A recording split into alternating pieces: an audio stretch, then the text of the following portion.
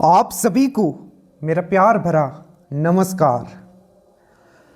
अगर आप इस वीडियो तक पहुंच गए हो तो इसको बस फिनिश कर लीजिएगा। एक बहुत बड़ा दर्द रहता है कि हिस्ट्री, बिहार की हिस्ट्री में आखिर क्या पढ़े। कभी साइंटिफिक सोसाइटी से पूछ लेता है, कभी बिहार किसान सभा से पूछ लेता है, ठीक है, कभी गोल्डन लीग से पूछ लेता है। तो जब हम एग्ज़ाम में बैठते हैं और हमें ये फील होता है कि कोई भी एक ऐसा वीडियो अवेलेबल पूरे यूट्यूब में नहीं है जो हमें वो बताए जो एग्जाम में आता है, कंसाइज, कंसेप्चुअली, फैक्ट, हर एक चीज को हमने इसमें इंक्लूड कर दिया है। कई दिनों का मेहनत हम आपके सामने रख रहे हैं। और अगर आप मुझे चैनल पे पहली बार देख रहे हो तो ज्योग्राफी आप जरूर कंप्लीट कर लीजिएगा। इससे पहले हमने आपको करवा दिया है और मैं आपको इंश्योर करता हूं आज तक जो भी आपने बिहार का वीडियो देखा है ये इसमें सबसे बेस्ट है और इससे बेस्ट अगर कुछ होगा तो वो ड्रीम डोज ही लेके आएगा। चैनल पे नहीं हो आप सब्सक्राइब कर लेना। कुछ दिन तक ये वीडियो आपको यूट्यूब पे भी अवेलेबल रहेगा, ज्योग्राफी वाला भी आप खत्म कर लीजिएगा, बाकी ये ऐप पे अवेलेबल हमेशा रहेगा। अगर आप बिहार दरोगा का टारगेट कर रहे हो, चाहे 78 पोस्ट हो, चाहे पुलिस, मद्य निषेध हो, हर एक चीज़ हमने इसमें कवर कर दिया है। नीचे लिंक भी है श्योर सिलेक्शन ग्रुप से जुड़ने के लिए। हर एक वीडियो का पीडीएफ प्रॉपर आपको वहाँ भी प्रोवाइड कर दिया जाता है। ठीक है, स्टार्ट करें। ज्योग्राफी का हमने ऑलरेडी करवा दिया, तो मैं मान के चल रहा हूँ कि आपने उसको कंप्लीट कर लिया है। नहीं किया है तो जरूर कर लीजिएगा, क्योंकि ज्योग्राफी में हिस्ट्री से भी ज़्यादा क्वेश्चंस पूछे जाते हैं और हिस्ट्री हम इसलिए नहीं छोड़ सकते क्योंकि हमें मेरिट के लिए भी सोचना है। ठीक है, अब एकदम शांतिपूर्वक आप बैठ जाओ। जो भी चीज़ मैं कनेक्ट कर पाऊँ, सिर्फ रटाऊंगा नहीं, चीज़ों को मैं समझाते हुए भी चलूंगा, क्योंकि आपको फील होना है, क्योंकि हमारा प्यारा बिहार के बारे में। पहला जो आप क्वेश्चंस देख रहे हो ये ऑलरेडी आपके दरोगा अभी जो 1799 हुआ है उसमें भी आया हुआ है, बीपीएससी के डीएसओ में भी आया हुआ है और पता नहीं कितनी बार ये पूछा गया है। पहला क्वेश्चन है आपके स्क्रीन पे, वो है आपका कि बिहार साइंटिफिक, क्या बोला है कि जो बिहार साइंटिफिक सोसाइटी जो है ये कब फॉर्म किया गया और किसके द्वारा फॉर्म किया गया, ये दोनों फैक्ट आपको याद रखना है। तो बिहार साइंटिफिक सोसाइटी जो है 1868 में फॉर्म किया गया था। कहाँ? मुजफ्फरपुर में किया गया था और सैयद इमाद के द्वारा किया गया था। तो पहला क्वेश्चन है आपका, बिहार साइंटिफिक सोसाइटी कब फॉर्म किया गया? 1868 में। कहाँ? मुजफ्फरपुर में सैयद इमाद के द्वारा ये किया गया था। इसी से हम एक और कनेक्ट करेंगे जो नेशनल लेवल पे होता है, राष्ट्रीय लेवल पे, उसी से आप कनेक्ट करोगे इसको। 1864 में क्या होता है? Scientific society of India. ठीक है, क्या? साइंटिफिक सोसाइटी ऑफ इंडिया कब फॉर्म हुआ था? तो 1864 में। देखो, जब भी मैं चीज़ों को करवाऊं आपको स्टूडेंट पॉइंट ऑफ व्यू से सोचना है, ठीक है, हर चीज़ को कनेक्ट करना है। तो ये क्वेश्चन आपका पूछा गया था एग्जाम में नेशनल लेवल पे कि साइंटिफिक सोसाइटी ऑफ इंडिया, ठीक है, ये कब फॉर्म हुआ था? तो 1864 में हुआ था, जो कि सैयद अहमद खां के द्वारा किया गया। और वही अगर पूछेगा कि Bihar scientific society, that means Bihar वैज्ञानिक सोसाइटी, कब ये फॉर्म हुआ? तो 1868 में हुआ। ये चीज़ याद रखिएगा। मेन इसका एम क्या था? तो बिहार में वैज्ञानिक ज्ञान और शिक्षा को बढ़ावा देने के लिए ये बिहार साइंटिफिक सोसाइटी 1868 में फॉर्म किया गया, मुजफ्फरपुर में सैयद अहमद के द्वारा। ठीक है, और 1864 में जो नेशनल लेवल पे साइंटिफिक सोसाइटी ऑफ इंडिया जो फॉर्म किया गया वो सैयद अहमद खां के द्वारा आपका किया गया था। ये चीज़ आपको याद रखना है। ठीक है, आगे चलें। दूसरे पॉइंट पे आते हैं और कह सकते हो कि हम लोग दूसरे क्वेश्चंस पे आते हैं, वो है कि भारत मतलब बिहार में, ठीक है, बिहार में प्रथम मुस्लिम विजेता। इसमें 2-3 क्वेश्चन पूछा जाता है। बख्तियार खिलजी के बारे में जितने भी क्वेश्चंस पूछे गए हम आपके सामने रखे हैं और यही चीज़ आपका आगे आपका रिपीट होगा, चाहे आप एईडीओ दोगे, दरोगा दोगे, पुलिस दोगे। ठीक है, बख्तियार खिलजी के बारे में हम लोग बात करते थे। सबसे पहले याद रखिएगा ये किसका सेनापति होता है? तो याद रखिएगा ये किसका सेनापति होता है? तो ये होता है आपका किसका? ये बहुत इंपॉर्टेंट क्वेश्चन है। तो आपने एक नाम सुना होगा, कुतुबुद्दीन ऐबक। कुतुबुद्दीन ऐबक किसका दास था? तो मोहम्मद गौरी का दास था। तो ये जो बख्तियार खिलजी था किसके अधीनस्थ था, किसके नीचे था? तो कुतुबुद्दीन ऐबक के ये नीचे था, याद रखिएगा।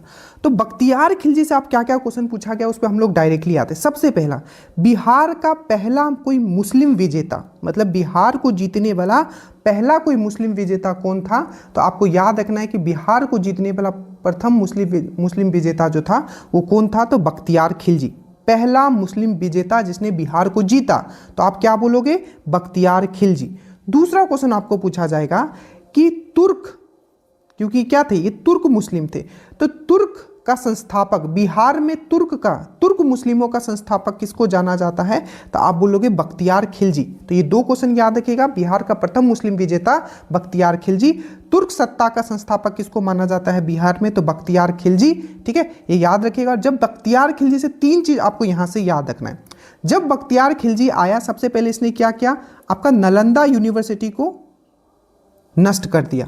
उसके बाद विक्रमशिला यूनिवर्सिटी को नष्ट कर दिया। उसके बाद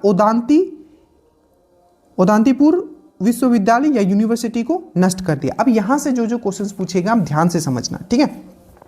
सबसे पहले अगर हम लोग नालंदा यूनिवर्सिटी का बात करते हैं, क्या नालंदा यूनिवर्सिटी का अगर हम लोग बात करते हैं, तो नालंदा यूनिवर्सिटी का किसने इसको स्थापना किया था, तो आपको याद रखना है ये गुप्त डायनेस्टी का एक आपका शासक था कुमार गुप्त वन। तो अगर मैं पूछूं कि नालंदा यूनिवर्सिटी का फॉर्म किसने किया था, बहुत बार पूछा गया है, तो नालंदा यूनिवर्सिटी है या नालंदा महाविहार का जो फॉर्मेशन किया था ये किसने किया था, तो आपको याद रखना है ये है आपका कुमार गुप्त वन।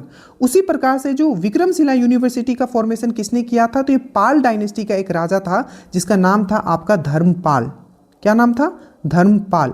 और ओदांतीपुर विश्वविद्यालय किसने किया था, तो पाल डायनेस्टी का ही एक संस्थापक था जिसका नाम है आपका गोपाल। ठीक है, तो गोपाल ने ओदांतीपुर विश्वविद्यालय का स्थापना किया था। और कहाँ किया था, तो ये बिहार शरीफ अभी का अगर देख लिया जाए। और विक्रमशिला यूनिवर्सिटी कहाँ है, तो आपका ये भागलपुर, याद रखना ये सब। नालंदा यूनिवर्सिटी नालंदा में है। अब कुछ पॉइंट्स यहाँ से और पूछे गए, जैसे कि नालंदा, ठीक है, तो पूछा जाता है कि नालंदा महाविहार जो है किस चीज़ के लिए फेमस था, तो दो क्वेश्चन यहाँ से बनता है। तो पाली अनुसंधान के लिए, पाली अनुसंधान मतलब पाली अनुसंधान के लिए, पाली लैंग्वेज आपने सुना होगा, उसी प्रकार पाली अनुसंधान के लिए क्या कौन फेमस है, तो आपका नालंदा यूनिवर्सिटी जो है, नालंदा महाविहार जो है फेमस है। एक क्वेश्चन पूछा जाता है कि जो नालंदा यूनिवर्सिटी है बुद्धिज्म का किस शाखा का यहाँ पढ़ाई होता था, तो महायान शाखा का। तो ये दो चीज याद रखना यहाँ, पाली अनुसंधान के लिए नालंदा महाविहार फेमस है, कुमार गुप्त वन ने इसको स्थापना किया था, और महायान शाखा से ये रिलेटेड है। और इसको किसने ध्वस्त कर दिया, तो आपको याद रखना है सिंपल बख्तियार खिलजी ने। उसके बाद हम लोग आते हैं आपका किस पे, तो विक्रमशिला यूनिवर्सिटी, ये कहाँ है, तो ये भागलपुर में, याद रखिएगा। किसने इसका स्थापना किया था, तो धर्मपाल ने किया था। ठीक है, इसको नष्ट किसने किया, बख्तियार खिलजी ने किया। ये किस चीज़ के लिए फेमस है, तो ये याद रखना है, ये आपने सुना होगा बुद्धिज्म में आगे चल के ये बंटवारा होता है वज्रयान। तो वज्रयान शाखा के लिए कौन सा फेमस है, तो आपका ये जो है आपका विक्रमशिला यूनिवर्सिटी जो है वज्रयान के लिए फेमस है। और ओदांतीपुर विश्वविद्यालय जो है, ठीक है, ये आप आगे भी देखोगे दो चीज़ के लिए फेमस था। एक तो आपका ये यूनिवर्सिटी है, मतलब किस चीज़ के लिए, स्टडी के लिए फेमस है। ठीक है, तो ये ओदांतीपुर विश्वविद्यालय गोपाल बिहार शरीफ। तो यहाँ से ये चीज़ आपको कुछ पॉइंट है जो आपको यहाँ से ये याद रखना है, जो कि आपके एग्जाम में पूछा गया है। ठीक है, याद रहेगा ये सब चीज़, जो भी चीज़ मैंने आपको यहाँ बताया। चलिए आगे चलते हैं। अब देखिए नेक्स्ट क्वेश्चन पे हम लोग आते हैं। एकदम सुनते हुए आराम से चलिएगा, आपका सब दर्द जो है, ठीक है, बिहार से रिलेटेड वो खत्म हो जाएगा। ठीक है, अब देखिए, तो ये पहला मुस्लिम विजेता कौन था, तो बख्तियार खिलजी था। पहला तुर्क संस्थापक था बिहार में। ठीक है, कब इसने अटैक किया था, तो 1902 के अराउंड इसने किया था। ठीक है, बिहार को इसने जीता था। नालंदा तथा विक्रमशिला महाविहार है उसको नष्ट किया था। ये अच्छे से याद रखना है, सब क्वेश्चन जो मैंने अभी आपको समझाया। एक क्वेश्चन पूछा जाता है कि जो इसका जो भी इसने जो हमला किया है, ठीक है, इसका विवरण किस किताब में मिलता है, मतलब इसके बारे में जो इसने बिहार को जीता, ठीक है, इसका जो विवरण है किस किताब में मिलता है, तो तबाकत ए नासिरी। और इसका लेखक का नाम भी पूछा गया। मैं बता रहा हूँ ना, ये one of the best video होगा, इसके बाद आपको कोई वीडियो एग्जाम से पहले नहीं देखना पड़ेगा। तो तबाकत ए नासिरी जो है, ठीक है, तबाकत ए नासिरी जो है, ये बुक में किसके बारे में बताया गया है, तो आपको याद रखना है बख्तियार खिलजी के बारे में बताया गया। और ये किसके द्वारा लिखा गया है, तो मिनाज सिराज के द्वारा लिखा गया है। मिनाज सिराज के द्वारा ये लिखा गया है, ये चीज़ आपको याद रखना है। ठीक है, उसी प्रकार से मध्यकालीन भारत में एक पर्सन और है जिसके बारे में आपको पढ़ना है, जो बिहार के हर एग्जाम में पूछा जाता है, वो है आपका शेर शाह सूरी। अब इससे क्या क्वेश्चन पूछा गया, देखिए सबसे पहले जो रोहतास किला है, ये पाकिस्तान वाला, ये क्वेश्चन आया भी था, रोहतास किला, ठीक है। रोहतास किला जो है किसके द्वारा ये निर्मित मतलब बनाया गया है, तो आपको याद रखना अफगान शासक, और याद रखना शेर शाह सूरी क्या था, एक अफगानी था, एक अफगानी शासक था, ठीक है। तो ये अफगान शासक बादशाह शेर शाह सूरी के द्वारा बनाया गया है, याद रखना। तो सिंपल पूछाएगा रोहतास किला, ठीक है, जो पाकिस्तान में किसके द्वारा बनाया गया था, तो शेर शाह सूरी के द्वारा बनाया गया था, ये चीज याद रखिएगा। अब इससे देखते हैं क्या क्या क्वेश्चन पूछा गया। सबसे पहले पूछा गया कि पटना को राजधानी किसने बनाया था, कौन सा ऐसा मध्यकालीन शासक था जिसने पटना को, ठीक है, ऐसे प्रांतीय राजधानी बनाया था। क्वेश्चन इस तरीके से था कि पटना को किसने अपना प्रांतीय राजधानी बनाया, तो क्या बोलोगे, शेर शाह सूरी ने अपना प्रांतीय राजधानी पटना को बनाया था, याद रहेगा। दूसरा एक क्वेश्चन पूछा गया था, जो मुगल, क्योंकि मुगल के समय ही था, ठीक है, बीच का शासन रहा था, आपको पता है। तो जो मुगल के समय, ये भी दरोगा का ही क्वेश्चन है कि मुगल के समय, ठीक है, जो आपका पटना था उसको किस नाम से जाना जाता था, तो याद रखिएगा मुगल के समय पटना को जो है अजीमाबाद के नाम से जाना जाता है, याद रखिएगा। एक क्वेश्चन पूछा जाएगा कि दिल्ली में पुराना किला या पुराना किला के अंदर है किला ए कुन्ना, आपका एक मस्जिद है, तो पुराना किला पूछ दे या पुराना किला के अंदर क्या है आपका किला ए कुन्ना, एक क्या है, मोसेक है, एक मस्जिद है, ठीक है। ये किसके द्वारा बनाया गया है, पुराना ए किला, किला ए कुन्ना, ठीक है। तो आपको याद रखना ये शेर शाह सूरी के द्वारा ही बनाया गया है, ठीक है। इनका मकबरा कहाँ है, तो याद रखिएगा आपका सासाराम में है, ठीक है, रोहतास सासाराम में इसका मकबरा है, याद रखिएगा। एक क्वेश्चन पूछा गया कि इनको जो है आपका जो शेर शाह बोलते हैं ना, मतलब कि जो, क्योंकि इनका बचपन का ये भी पूछा गया था कि इनका बचपन का नाम क्या था, तो फरीद, ठीक है। तो शेर बोले शेर जो ये शब्द लगाया गया, ठीक है, शेर बोलते हैं ना इसको शेर, ये नाम किसने दिया था, तो बहार खान लोहानी ने दिया था, याद रखिएगा। ये अफगानी शासक था बहार खान लोहानी, ठीक है, उसने ही इसको शेर शाह की उपाधि इसने दिया था। या शेर शाह की उपाधि तो खैर ये आगे चल के बैटल ऑफ जो चौसा जब वो जीतता है, ठीक है, आगे चल के तब लेता है, ठीक है। बट मेनली याद रखना है कि शेर खां का जो उपाधि था, शेर खां का उपाधि किसने इसको दिया था, तो याद रखिएगा बहार खान लोहानी जो था इसको शेर खां का उपाधि दिया था, ये याद रखिएगा, ठीक है। शेर खां का उपाधि किसने दिया, तो बहार खान लोहानी। इसका बचपन का नाम क्या था, फरीद। और एक क्वेश्चन पूछा था कौन सा ऐसा मध्यकालीन शासक था जो कि बहुत ही एजुकेटेड था और उसने अपना जो है शिक्षा जौनपुर से लिया था, तो याद रखिएगा बहुत ही एजुकेटेड था और ये अपना शिक्षा कहाँ से लिया था, जौनपुर से लिया था, ये भी चीज आपको याद रखना है, याद रहेगा। उसी प्रकार से 2-3 युद्ध आपको याद रखना है, जैसे कि बैटल ऑफ चौसा हुआ था। बैटल ऑफ चौसा कब हुआ था, 1539 में, जिसमें इसने हुमायूं को हराया था। किसको हराया था, हुमायूं को हराया था 1539 में, ठीक है। उसी के बाद एक और 1540 वाला भी याद रखोगे, एक तो ये हो गया चौसा, ठीक है, और एक है 1540। यहां से क्वेश्चंस पूछे गए हैं इसलिए हम लोग थोड़ा डिस्कस करें। 1540 ये हुआ था आपका, इसको बोला जाता है बैटल ऑफ कन्नौज, या इसको ही बिलग्राम का युद्ध भी बोला जाता है। तो 2 युद्ध यहां से याद रखोगे, 1539 बैटल ऑफ चौसा और 1540 ये है आपका बिलग्राम का युद्ध या कन्नौज का युद्ध। और इसमें क्या होता है, पूरी तरीके से हुमायूं को हरा दिया जाता है और ये सूर्य डायनेस्टी जो है ये अपना स्टार्ट कर लेता है। और सूर्य डायनेस्टी का जो एंड होता है, क्वेश्चन पूछा जाता है कि बैटल ऑफ सरहिंद कब हुआ था, तो 1555 में हुआ था। इसमें हुमायूं वापस आता है और सूर्य डायनेस्टी एंड हो जाता है। तो बैटल ऑफ सरहिंद 1555 याद रखिएगा, battle of Chausa 1539, battle of Kannauj या कन्नौज को हम बिलग्राम का युद्ध भी बोलते हैं, ये हो गया 1540, ठीक है। तो एटलीस्ट आपको इतना यहाँ आपको शेर शाह से आपको याद रखना है, ठीक है। इनके पिता का नाम याद रखना, पूछा गया था इनका पिताजी जो थे कहाँ के जागीरदार थे, तो सासाराम के जागीरदार थे। इनका पिताजी का नाम क्या था, हसन खां, याद रखना। तो इनके पिताजी का नाम था हसन खां। पूछा गया था कि ये कहाँ के जागीरदार थे, तो याद रखिए कहाँ के जागीरदार थे, तो आपको याद रखना ये जो जागीरदार थे आपके सासाराम के, हसन खां, इनके पिताजी का नाम, कहाँ के जागीरदार थे, तो आपको याद रखना, ठीक है, याद रहेगा।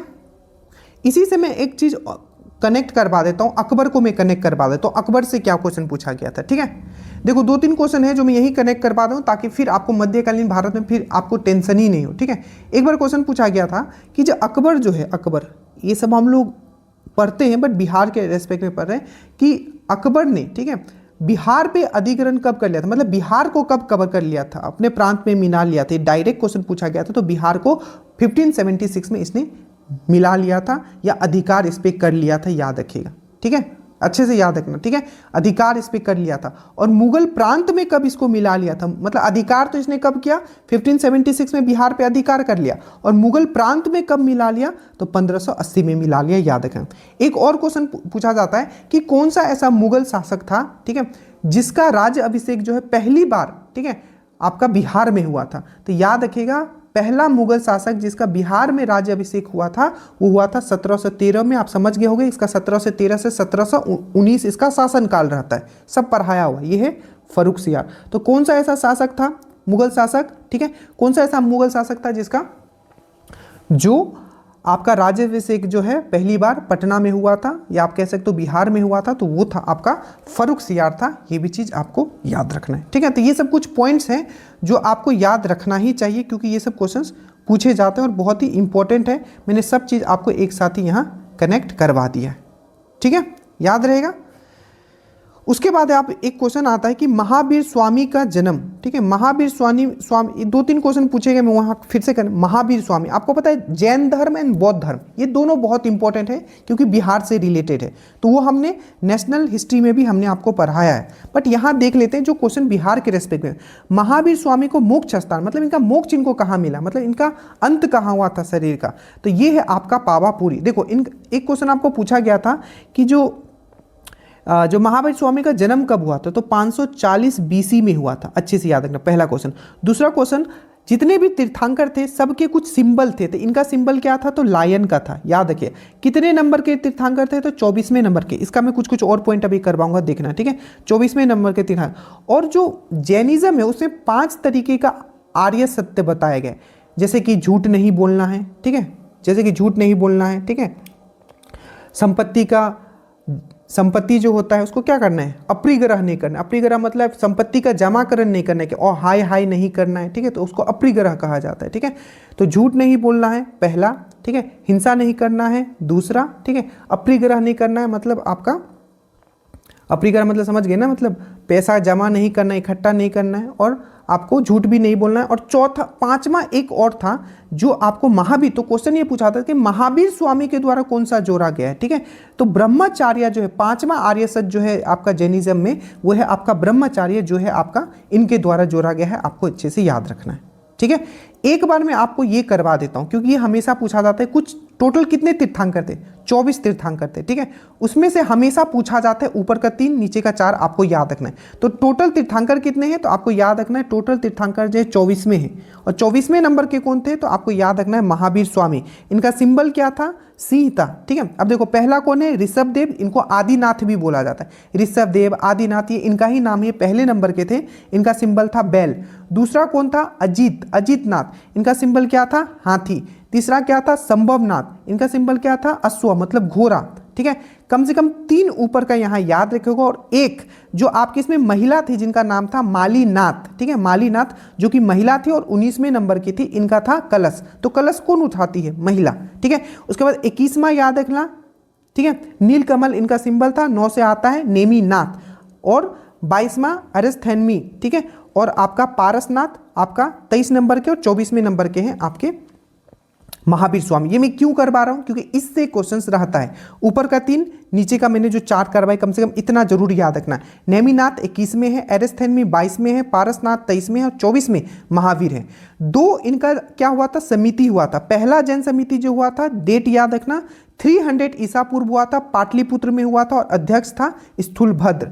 दूसरा नंबर का जो हुआ था ये 6ठी शताब्दी में हुआ था, जो कि गुजरात के वल्लभी में हुआ था, और इसका जो अध्यक्ष था ये देवधर श्रमण था, ठीक है। ये याद रखना, ये जो पॉइंट बताए। एक बार बुद्धिज्म को देख लेते। क्वेश्चन पूछा गया था बिहार में कि कौन सा ऐसा, टोटल कितने बुद्धिस्ट समिट हुए हैं, तो 4 हुए हैं। तो पूछा तो कौन सा ऐसा बुद्धिस्ट समिट हुआ है जो बिहार में नहीं हुआ है, तो चौथा वाला जो बुद्धिस्ट समिट था वो कहाँ हुआ था, तो आपका कश्मीर में हुआ था, कनिष्क के समय हुआ था, याद रखिएगा। इसमें ही जो आपका बुद्धिज्म है वो 2 भागों में बट गया था, हिनायान और महायान में बट गया था, याद रखिएगा। देखिए पहला कहाँ हुआ, तो आपका राजगीर बिहार में हुआ। राजा कौन था, अजातशत्रु था। कब हुआ, 483 में हुआ।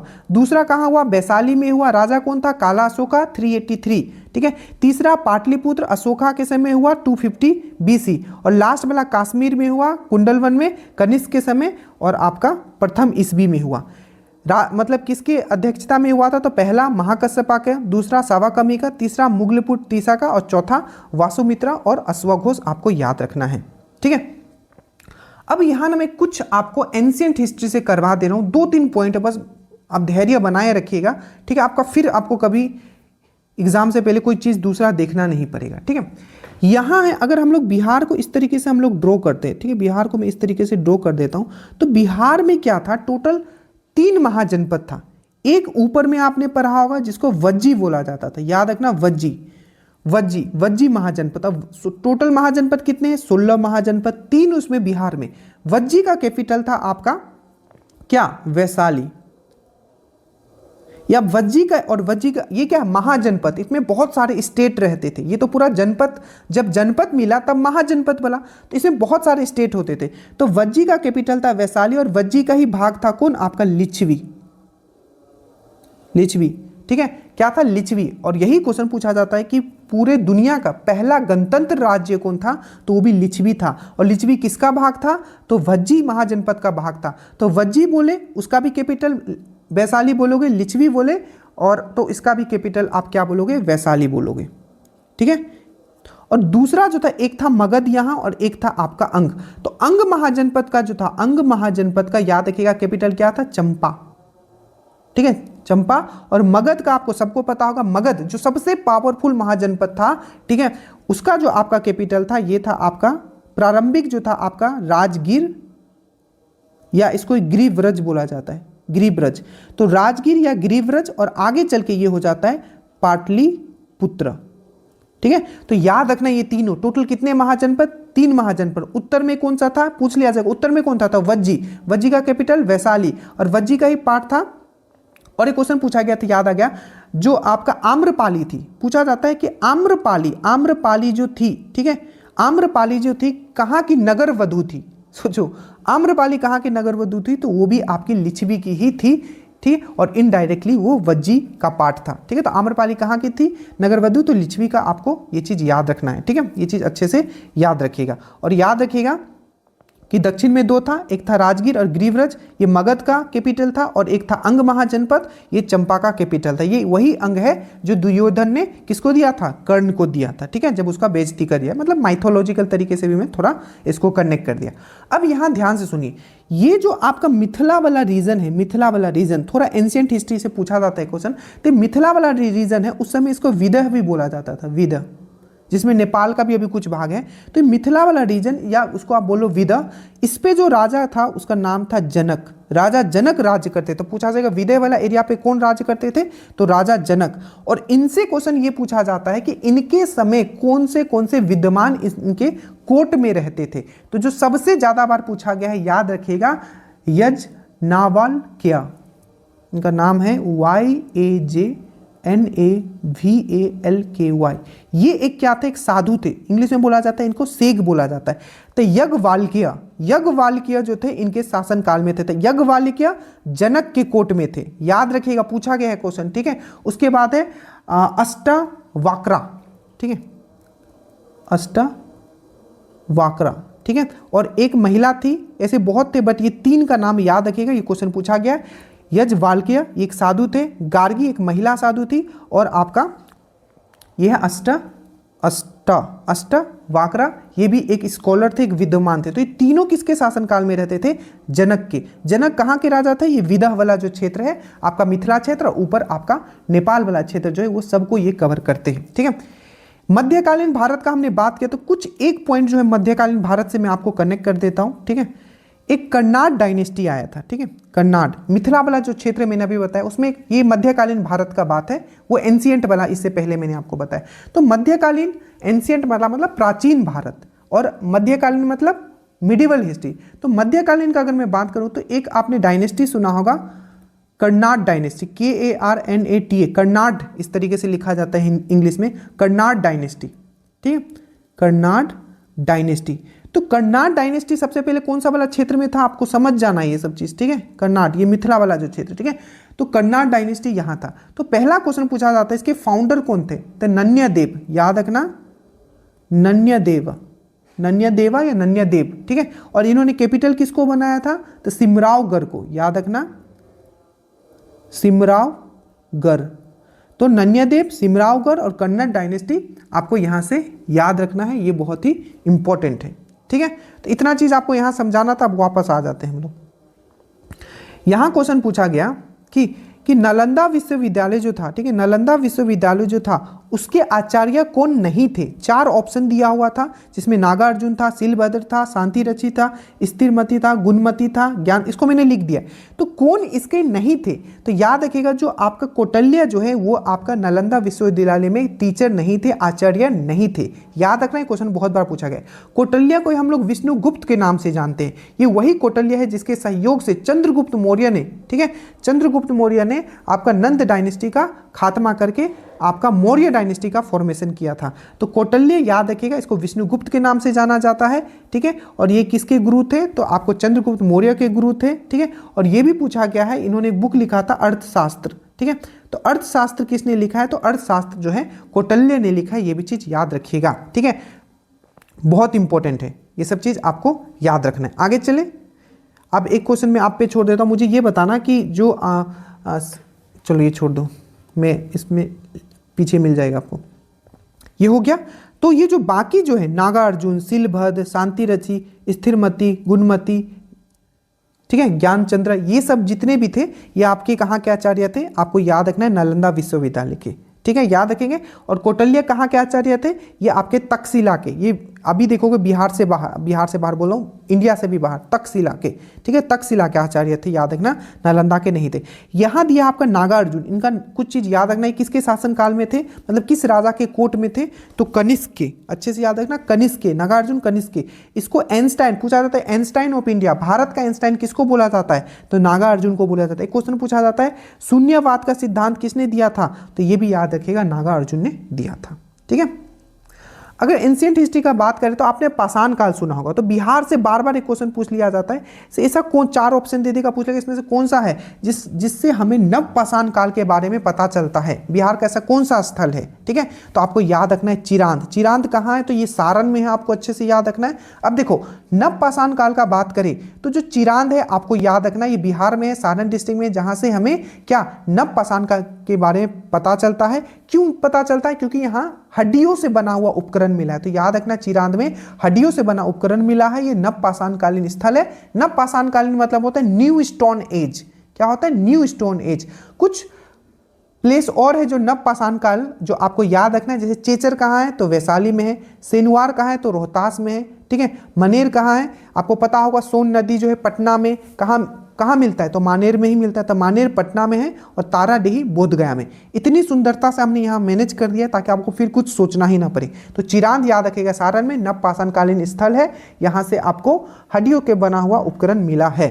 ठीक है, एक क्वेश्चन बार बार 2 क्वेश्चन यहाँ से पूछा जाता है कि बिहार में जो सूफी सिलसिला था, ठीक है, कौन सा था। ठीक है, कौन सा था, तो फिरदौसी था, याद रखना।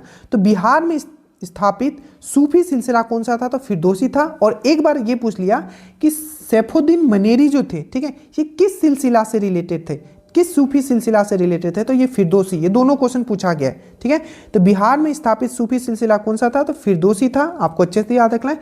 जिसके प्रसिद्ध सूफी संत कौन थे, तो सैफुद्दीन मनेरी थे। ये भी चीज आपको याद रखना है। ठीक है, याद रहेगा।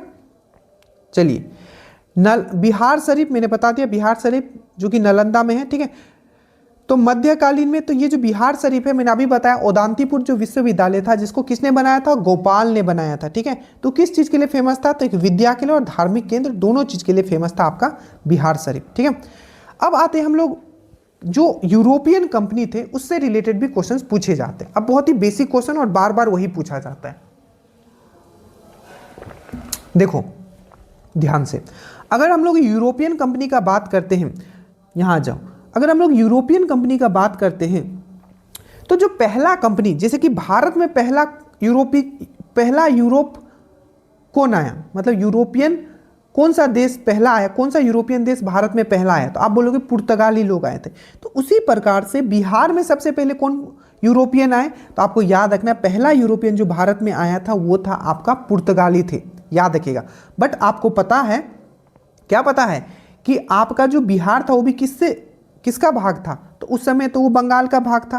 तो याद रखिएगा, इन्होंने जो अपना सेंटर है वो बिहार में नहीं बनाया था, इन्होंने जो अपना सेंटर बनाया था ये कहाँ बनाया था, तो इन्होंने बंगाल में बनाया था।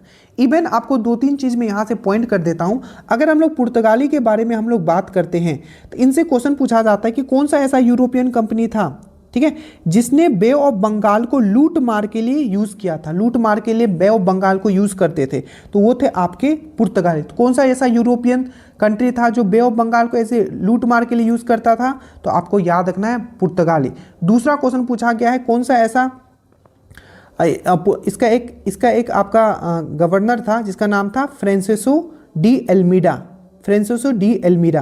तो इसका जो गवर्नर था फ्रांसिस्को डी एल्मीडा, इसने क्या किया था, एक नीति चलाया था। कौन सा नीति, तो आपको याद रखना है शांत जल की नीति, जिसको बोला जाता है आपका ब्लू वाटर पॉलिसी। तो ब्लू वाटर पॉलिसी किसके द्वारा चलाया गया था, तो पुर्तगालियों के द्वारा चलाया गया था, ताकि बे ऑफ बंगाल पे पूरा का पूरा वो कब्जा करके रखे। और किसने चलाया था, तो फ्रांसिस्को डी एल्मीडा ने चलाया था, जो कि किसका गवर्नर था, पुर्तगालियों का गवर्नर था, याद रखिएगा। तो पहला, उसी प्रकार से पहला यूरोपियन जो बिहार में आया था कौन था, तो पुर्तगाली था। बट अपना सेंटर इसने कहां बनाया था, तो इसने बंगाल में बनाया था, ये चीज याद रखिएगा। एक क्वेश्चन जो आपका बार बार पूछा जाता है कि 1632 में पटना में किसने अपना फैक्ट्री खोला था, पहला इस तरीके से पूछ लिया जाता है, या इस तरीके से पूछा जाता है कि डच यूरोपियन जो थे, ठीक है, डच कंट्री जो था, उसने कब अपना फैक्ट्री पटना में खोला। तो याद रखिएगा 1632 में डच, ठीक है, डच जो यूरोपियन थे उन्होंने अपना फैक्ट्री खोला 1632 में। तो 1632 में किसने खोला, तो डचों ने अपना फैक्ट्री पटना में खोला। इंग्लिश जो आपका अंग्रेज थे उन्होंने अपना कब खोला, तो 1620 में ये ट्राई करते हैं, बस उस समय वो फेल हो जाता है।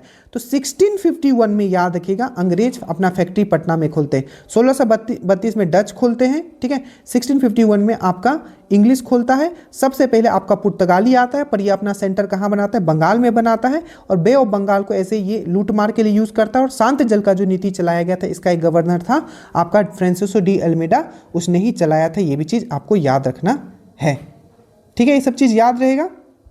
बहुत ही अच्छे से मैंने आपको समझा दिया। एक चीज मैं आपको यही क्लियर कर देता हूं, ठीक है, ताकि आपको आगे फिर प्रॉब्लम ना हो, ठीक है।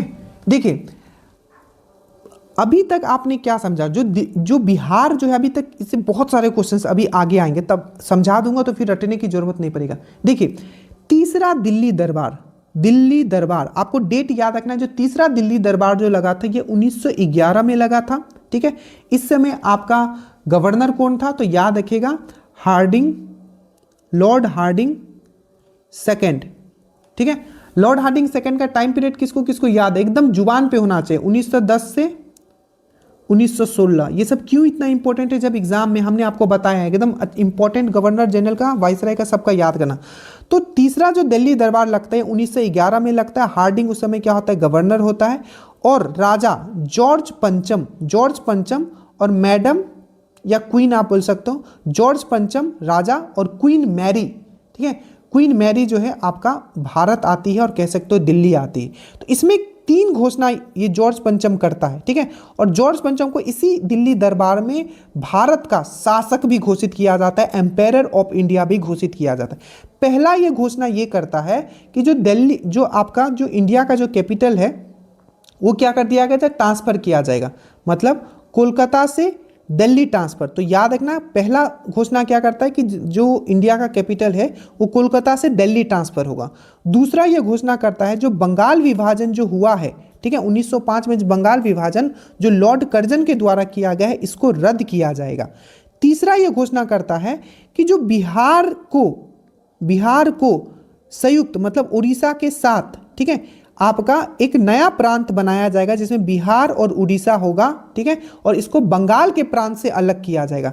इसीलिए ये कब किया जाता है, तो 1911 में ये तीनों घोषणा होता है, और 22 मार्च, ठीक है, 22 मार्च 1912 को क्या होता है, 22 मार्च 1912 को ये क्या कर दिया जाता है, बिहार को उड़ीसा के साथ क्या कर दिया जाता है, ये अलग कर दिया जाता है। इसीलिए बोला जाता है कि बिहार का, ठीक है, स्थापना एज ए प्रांत, एज ए प्रोविंस कब हुआ, तो 22 मार्च 1912 को हुआ, 1912 को हुआ, ठीक है, याद रखिएगा। इसीलिए 22 मार्च को हम लोग क्या मनाते हैं, तो बिहार दिवस मनाते हैं, अच्छे से याद। बट यही क्वेश्चन आपको चेंज कर दे कि बिहार एज ए स्टेट, ऐसे राज्य कब फॉर्म हुआ, तो याद रखिएगा 1935 का एक एक्ट आता है, बहुत इंपॉर्टेंट है, याद रखिएगा। 19 का गवर्नमेंट ऑफ इंडिया एक्ट 1935 आता है, जिसके बाद क्या होता है कि 1 अप्रैल 1936 को क्या होता है, बिहार से आपको क्या, उड़ीसा को अलग कर दिया जाता है। याद रखिएगा 1 अप्रैल 1936 को बिहार एज ए राज्य इसका गठन हुआ, 1 अप्रैल 1936 को।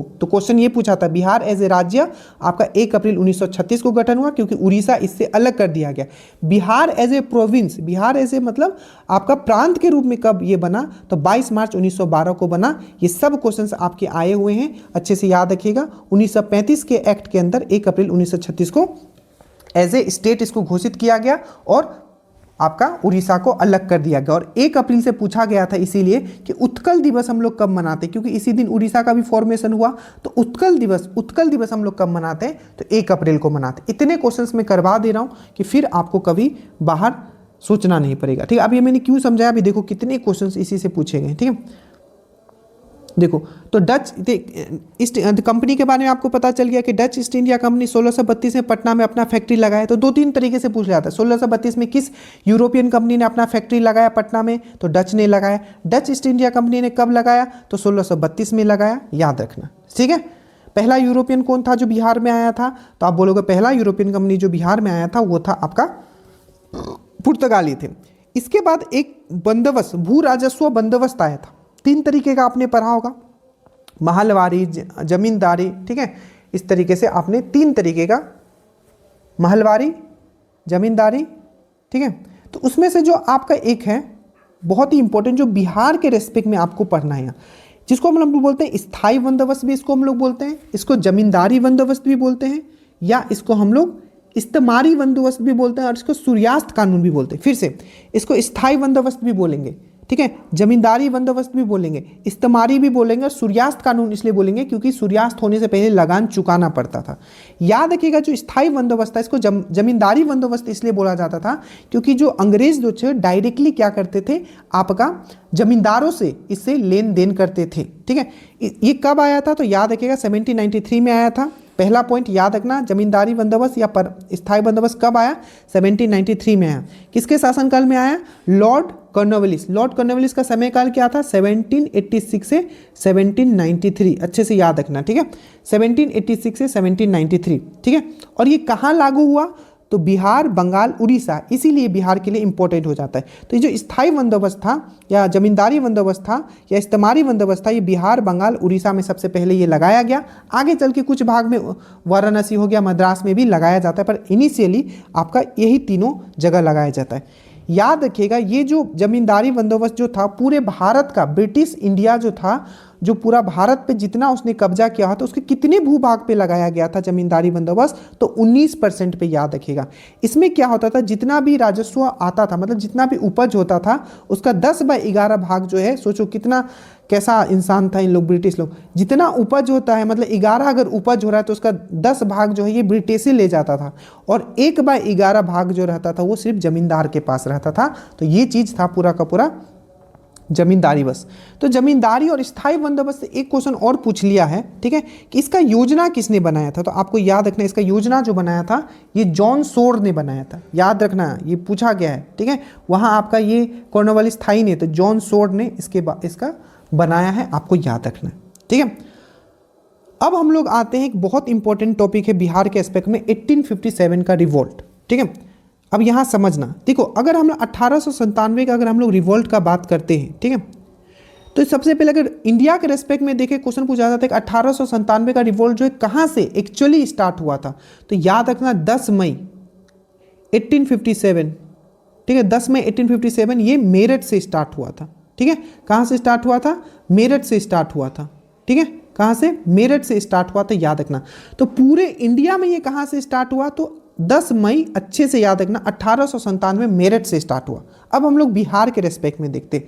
अगर आपको बोलेगा कि बिहार में, पूछा गया है कि बिहार में सबसे पहले 1897 का विद्रोह कहाँ स्टार्ट हुआ, इवन 2-3 बार ये क्वेश्चन पता नहीं कितनी बार पूछा गया, एक बार सीक्वेंस से जाने आ गया। सबसे पहले एक बार पूछ लिया कि कहाँ सबसे पहले ये स्टार्ट हुआ, तो आपको याद रखना है रोहिणी। रोहिणी कहाँ, एक जगह है जो कि देवघर डिस्ट्रिक्ट में है, अब ये झारखंड में है। तो रोहिणी देवघर से स्टार्ट हुआ, जो कि 12 जून 1897 को हुआ। उसके बाद ये आगे फैलते हुए पटना पहुंचता है 3 जुलाई को। तो पटना में इसका जो इसका लीडर बनता है वो कौन बनता है, तो एक याद रखना अच्छे से, पीर अली, एक किताब विक्रेता होते हैं जिनका नाम होता है आपका पीर अली। तो पीर अली 3 जुलाई को क्या करते हैं, ठीक है, इसका जो है मतलब लीडर बनते हैं। और कह सकते हो कि पटना में जो इसका रिवोल्यूशन देखा गया, विद्रोह देखा गया, 3 जुलाई को पटना में पीर अली इसके लीडर थे। सबसे पहले रोहिणी देवघर 12 जून 1857, उसके बाद मुजफ्फरपुर ये पहुंचता है, और उसके बाद लास्ट में जगदीशपुर। और जगदीशपुर में मेन लीडर जो घोषित कर दिया जाता है बाबू कुंवर सिंह को कर दिया जाता है आरा जगदीशपुर में।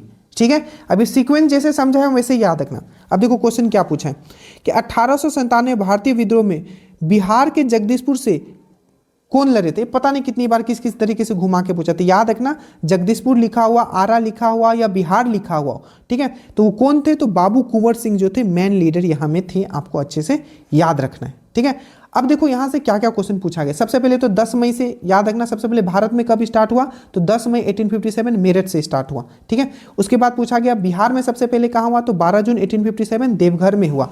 ये सीक्वेंस याद रखना। पटना में इसका लीडर कौन था, तो पीर अली था, 3 जुलाई 1857। ठीक है, उसके बाद मुजफ्फरपुर और जगदीशपुर। जगदीशपुर से कौन थे, तो बाबू कुंवर सिंह थे। बिहार से कौन थे, तो बाबू कुंवर सिंह थे। जगदीशपुर आरा। ठीक है, एक बार क्वेश्चन पूछा गया कि जो जगदीशपुर में, ठीक है, जब ये अब कहानी बताने का तो समय नहीं, जब ये वापस, ठीक है, लड़ते हुए जब ये जगदीशपुर में कब वापस लौटते हैं, तो ये क्वेश्चन पूछा गया था। तो ये प्रविष्ट फिर से जगदीशपुर में कब लड़ते हुए वापस आते हैं, तो 22 अप्रैल आपको अच्छे से याद रखना है। 22 अप्रैल आपका 1858 में ये वापस आते हैं। ठीक है, 22 अप्रैल 1858 में ये वापस आते हैं, आपको याद रखना। ठीक है, 22 अप्रैल 1858 में। नेक्स्ट क्वेश्चन पूछा गया था, जो इन्होंने जो अपना आखिरी लड़ाई जो लड़ा था वो किसके अगेंस्ट में लड़ा था, किस गवर्नर के अगेंस्ट में, किस ब्रिटिश के अगेंस्ट में, तो ली ग्रांट के।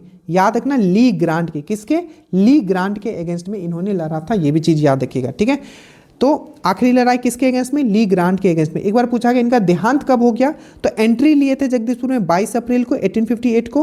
ठीक है, फिर उनसे क्या होता है, किनसे इनका लड़ाई होता है, तो ली ग्रांट से होता है।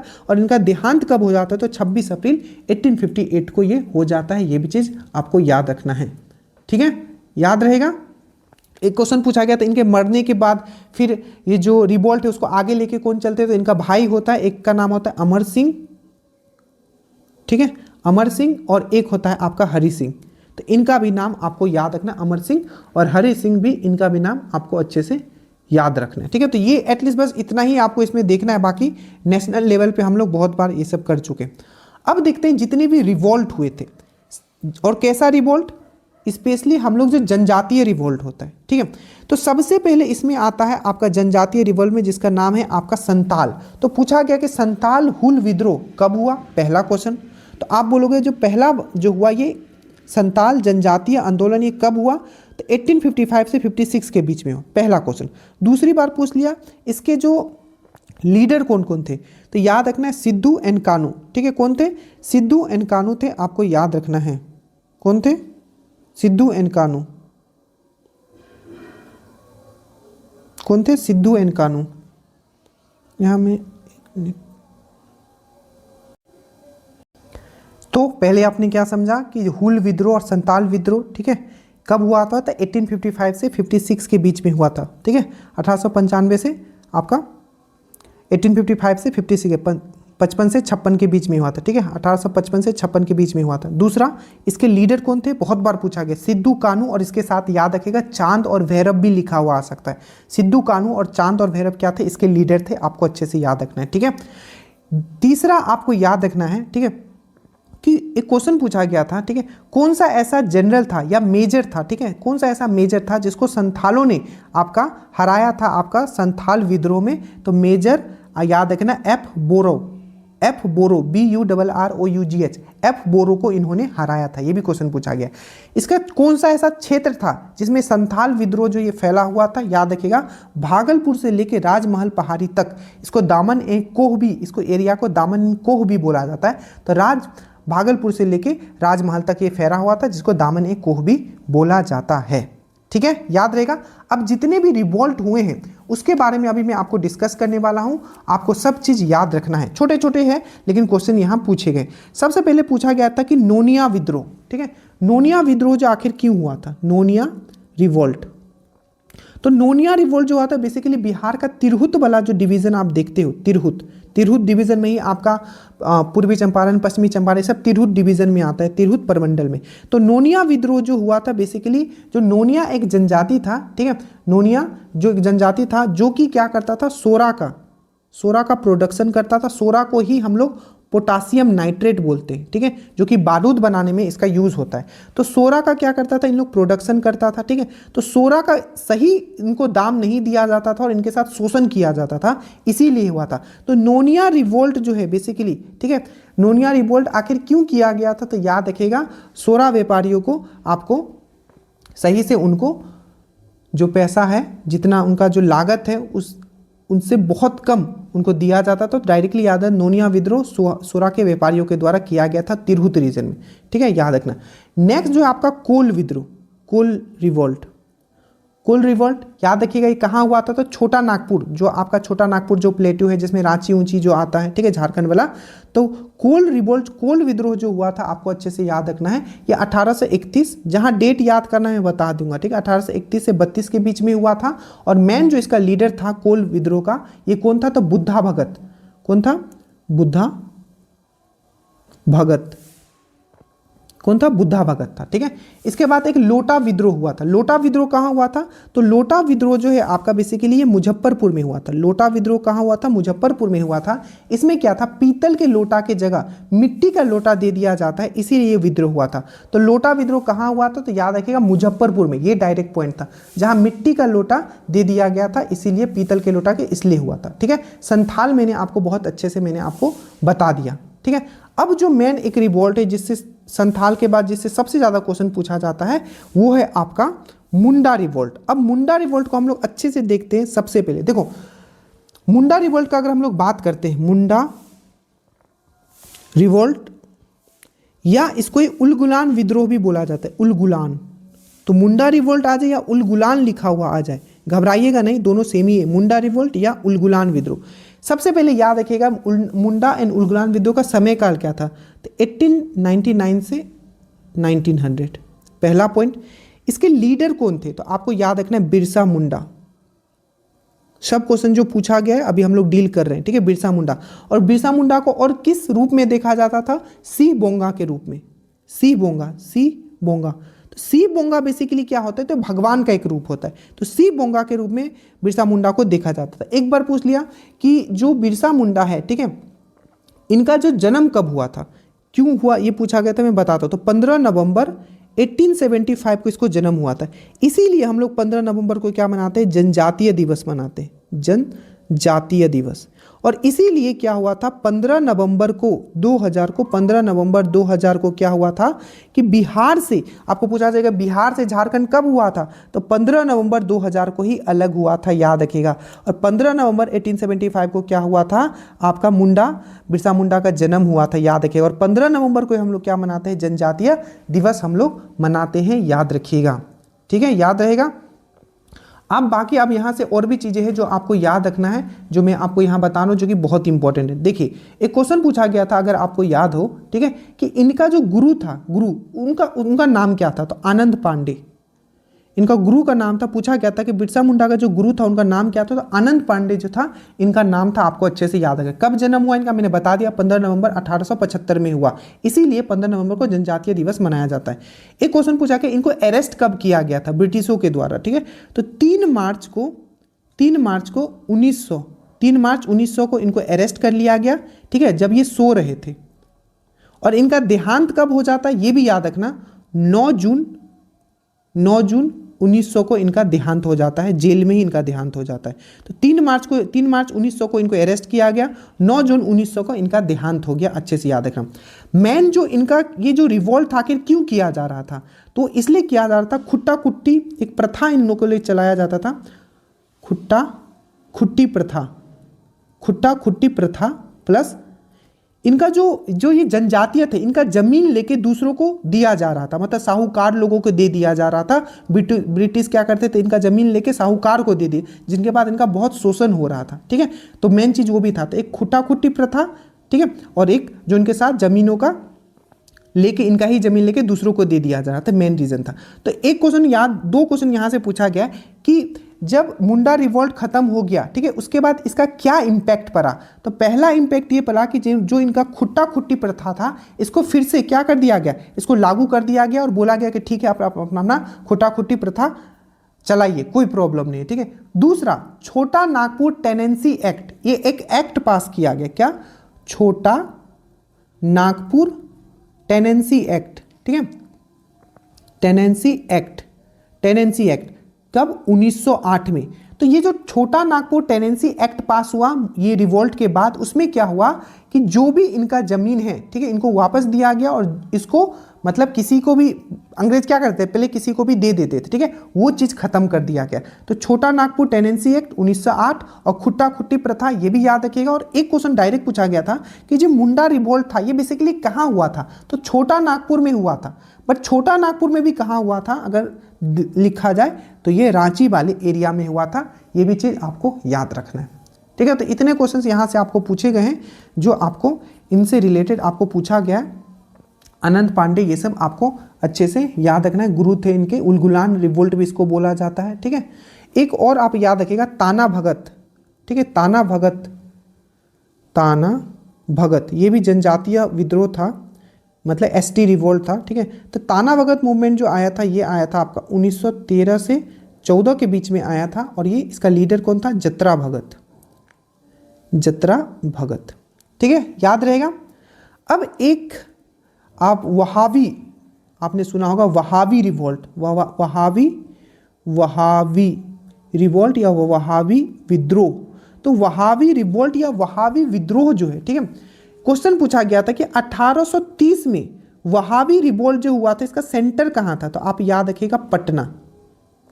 ठीक है, और पटना था। ठीक है, और जो इनका भारत में अगर बोला जाए वहावी रिवोल्ट के लीडर कौन थे, तो सैयद अहमद बरलेवी। याद रखिएगा, भारत में इसके लीडर कौन थे, तो सैयद अहमद बरलेवी। तो याद रखिएगा 1830 में वहाबी रिवोल्ट का सेंटर कहाँ था, तो पटना। बिहार में बोला, भारत में इसके जो आपके लीडर कौन थे वहाबी रिवोल्ट के, जो तो आपको याद रखना है सैयद अहमद बरलेवी। ठीक है, देखिए ये एक तरीके से क्या था कि आप कह सकते हो ऐसा रिवोल्ट था, ठीक है, जिसमें मुस्लिम सुधार पे भी बात किया जा रहा था, उसमें जो भी चीज़ें हैं, और प्लस आपको ब्रिटिश के अगेंस्ट भी इसमें चीज़ें थी। बट अभी आपको इतना याद रखना है, वहाबी रिवोल्ट 1830 का मेन सेंटर था पटना।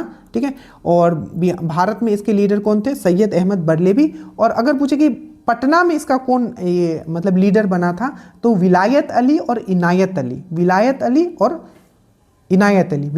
इनायत। ठीक है, ये चीज़ याद रखना। तो जो भी था ये इससे रिलेटेड मैंने आपको यहाँ कवर करवा दिया। अब देखो ये चीज़ें आपको इजी लगेगी। अब देखो, ठीक है, देखिए एक और क्वेश्चन है कि नील खेतीहारों का विद्रोह, एक विद्रोह हुआ था 1866 से 67 के बीच में, ये याद रखना। ठीक है, बहुत ही इंपॉर्टेंट है। नील खेतीहारों का विद्रोह 1866 से 67 में ये कहाँ हुआ था, तो ये नील विद्रोह ये नहीं कि चंपारण वाला, ठीक है, ये बहुत पहले वाला है। तो 1866 से 67 में उत्तरी बिहार में, याद रखिएगा, लाल सरैया कोठी से शुरू होकर चंपारण, सिंपल याद रखना, जो नील खेतीहारों का विद्रोह जो 1866 से 67 के बीच में हुआ था, ये चंपारण और दरभंगा में हुआ था, याद रखिएगा, जो कि बिहार के लाल सरैया कोठी से ये शुरू हुआ था। इसी प्रकार से याद रखिएगा एक और पूछा जाता है कि एक नील विद्रोह हुआ था जिसको इंडिगो रिवोल्ट भी बोला जाता है, कब, 1859 में। ये कहाँ हुआ था, तो बंगाल के नाडिया में हुआ था। जब 1857 का जो रिवोल्ट होता है, 1897 का जो विद्रोह होता है, उसका जस्ट बाद कौन सा विद्रोह हुआ था, तो ये भी पूछा गया है। तो ये है आपका नील विद्रोह जो कि 1859 में हुआ था, जो कि बंगाल के नदिया में हुआ था, नदिया। ठीक है, याद रखना। उसके बाद मैंने बताया था छोटा नागपुर टेनेंसी एक्ट, ये कब पास हुआ? तो याद रखिएगा जो आपका मुंडा रिवोल्ट होता है उसके बाद क्या होता है, यहाँ से 11 के बाद आपका 27 आ गया, उसको कोई बात नहीं, वो मिस प्रिंट हो गया, ठीक है, कोई आप बस कंटेंट पे फोकस कीजिए। तो छोटा नागपुर टेनेंसी एक्ट जो है 1908 में पास हुआ। इसका मेन क्या था कि जिसने आदिवासी भूमि के गैर आदिवासियों को हस्तांतरण, मतलब जो आदिवासी भूमि थे जो दूसरों को ट्रांसफर कर दिया जाता था, इसको बंद कर दिया गया। याद रखिएगा ये कब आया था? तो उलगुलान विद्रोह के बाद आया था, वो चीज़ मैंने आपको समझाया, ठीक है, याद रहेगा। अब हम लोग बात करते हैं सॉल्ट सत्याग्रह का। सॉल्ट सत्याग्रह, ठीक है, नमक आंदोलन का हम लोग बात करते हैं। नमक सत्याग्रह जो था या सॉल्ट सत्याग्रह, देखो तो अगर हम लोग नेशनल लेवल पे अगर देखते हैं कि सॉल्ट सत्याग्रह कब स्टार्ट हुआ था, एकदम कनेक्ट करके बता रहा हूँ, तो 12 मार्च 1930 से लेके 6 अप्रैल तक चला था 1930। आगे चल के क्या होता है, इसको रोका जाता है, और 5 मार्च 1931 को क्या होता है, तो 5 मार्च 1931 को क्या होता है, गांधी इरविन पैक्ट होता है। तो पूछा जाए कब चला था आपका दांडी मार्च, कब तक चला था, तो 12 मार्च से 6 अप्रैल 1930 तक चला, 5 मार्च 1931 को गांधी इरविन पैक्ट हो जाता है, ठीक है। यही चीज़ अगर हम लोग बिहार में देखते हैं, बिहार के रेस्पेक्ट में, तो नमक सत्याग्रह जो याद रखिएगा, भागलपुर में नमक सत्याग्रह का नेतृत्व किसने किया था, यह पूछा गया था। तो भागल में नमक सत्याग्रह का जो नेतृत्व किया था, यह था महादेव लाल, ठीक है, महादेव लाल सरफ ने किया था, महादेव लाल सरफ ने। अब इसका थोड़ा सा मैं बैकग्राउंड आपको समझा देता हूं। देखो हमारे यहाँ क्या है, बिहार में कोई कोस्टल एरिया तो है नहीं, समुद्र से तो घिरे हुए हैं नहीं जो नमक बनाएंगे। तो इसीलिए क्या हुआ, बिहार में जो नमक आंदोलन जो ये स्टार्ट हुआ था, ये 15 अप्रैल, ठीक है, 1930 को स्टार्ट हुआ। 15 अप्रैल 1930 को स्टार्ट हुआ। और सबसे पहले ये कहाँ हुआ, तो ये जो हुआ आपका चंपारण एंड सारण में हुआ। और यहाँ क्या किया गया, चंपारण एंड सारण में 15 अप्रैल 1930 में जो स्टार्ट हुआ, यहाँ, ठीक है, नमकीन मिट्टी से क्या हुआ, आपको नमक बना के नमक कानून तोड़ा गया, ठीक है। उसी प्रकार यहाँ एक क्वेश्चन पूछ लिया कि नमक सत्याग्रह जो किया गया था, तो भागलपुर से, ठीक है, इसका नेतृत्व किसने किया था, लीडर कौन थे, तो महादेव लाल थे। उसी प्रकार से आपको पूछा जाएगा मुजफ्फरपुर से कौन थे, तो रामदयालु सिंह, रामदयालु चौक आपने सुना होगा, तो मुजफ्फरपुर से रामदयालु सिंह, ठीक है। मुंगेर से है आपका कृष्ण सिंह, और पटना से है आपके जगत नारायण लाल। अच्छे से याद रखना इन तीनों का नाम, ठीक है। आगे चले, तो ये चीज हो गया, बस इसमें इतना ही पढ़ना है आपको, ज्यादा नहीं पढ़ना है। उसके बाद बिहार प्रांत, मैंने अभी आपको समझाया कि बिहार प्रांत का गठन कब हुआ था, अप्रैल 1912 में। एग्जैक्ट डेट एक बार पूछ लिया था, तो याद रखना बिहार प्रांत का गठन, प्रांत का बात बोल रहा है, तो अप्रैल 1912 में बंगाल से अलग होकर बिहार और उड़ीसा का नया प्रांत बना, ये चीज़ मैंने समझा दिया। 22 मार्च 1912 में बंगाल प्रेसिडेंसी से बिहार अलग होने के याद में हम लोग 22 मार्च को बिहार दिवस हम लोग मनाते हैं, ये हमने बताया। उड़ीसा फिर पृथकीकरण, उड़ीसा कब बिहार से फिर अलग हुआ था, 1 अप्रैल 1936 में अलग हुआ, गवर्नमेंट ऑफ इंडिया एक्ट 1935 के तहत, ठीक है। तो बंगाल से कब अलग हुआ, तो 22 मार्च 1912 में बिहार उड़ीसा के संग अलग हुआ। उड़ीसा फिर उससे कब अलग हुआ, तो 1 अप्रैल 1936 को हुआ, गवर्नमेंट ऑफ इंडिया एक्ट 1935 के थ्रू। इसीलिए 1 अप्रैल को हम लोग उत्कल दिवस मनाते हैं। और बिहार एज ए स्टेट भी कब फॉर्म हुआ, तो 1 अप्रैल 1936। फिर से 15 नवंबर को क्या होता है, झारखंड फिर से क्या हो जाता है, 15 नवंबर 2000 को बिहार से वो अलग हो जाता है, याद रखिएगा, ठीक है। यही चीज़ मैंने बनाया था कि दिल्ली दरबार जो है कब लगा था, तो 1911 में दिल्ली दरबार लगा।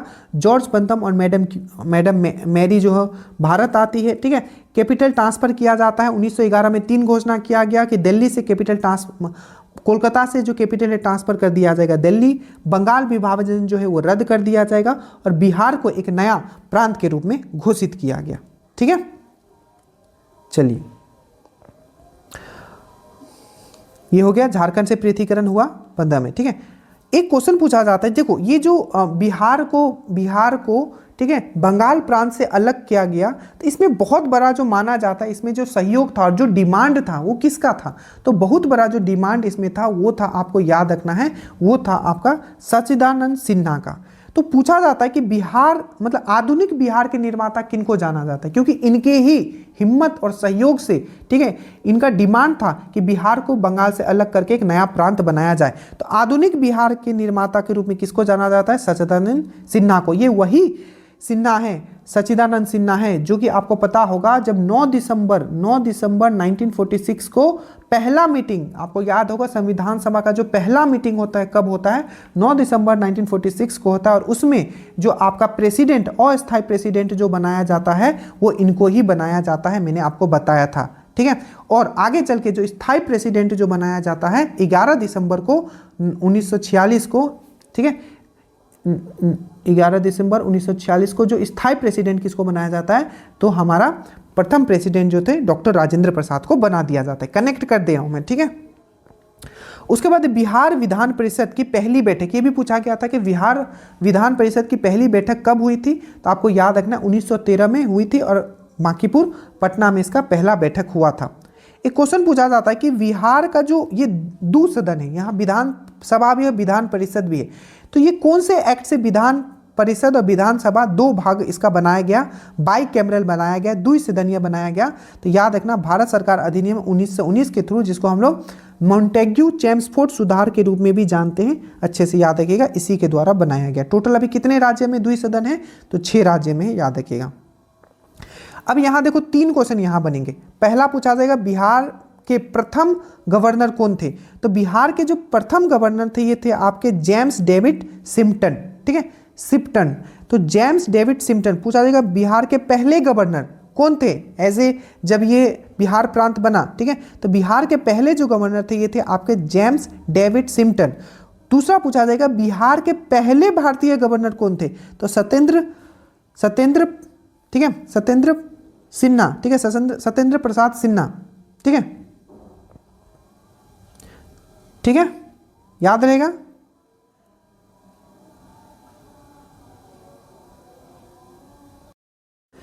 तो ये चीज समझ में आया कि बिहार के, ठीक है, सबसे पहले पूछा जाएगा पहले गवर्नर कौन थे बिहार के, ठीक है, तो ये जेम्स डेविड सिम्पटन। उसके बाद पूछा जाएगा भारत के पहले, ठीक है, सॉरी, बिहार के पहले गवर्नर कौन थे, तो जेम्स डेविड सिम्पटन। उसके बाद बोलेगा बिहार के प्रथम भारतीय गवर्नर, सिंपल ये गवर्नर पूछेगा, सबसे पहला गवर्नर बिहार का कौन था, तो जेम्स डेविड सिम्पटन। बिहार के प्रथम भारतीय गवर्नर कौन थे, तो सत्येंद्र प्रसाद या प्रसन्न सिन्हा, दोनों सेम ही है, सत्येंद्र प्रसन्न सिन्हा। और ये जब हम लोग बात कर रहे हैं तो इसमें बिहार और उड़ीसा सम्मिलित है, याद रखिएगा, ठीक है।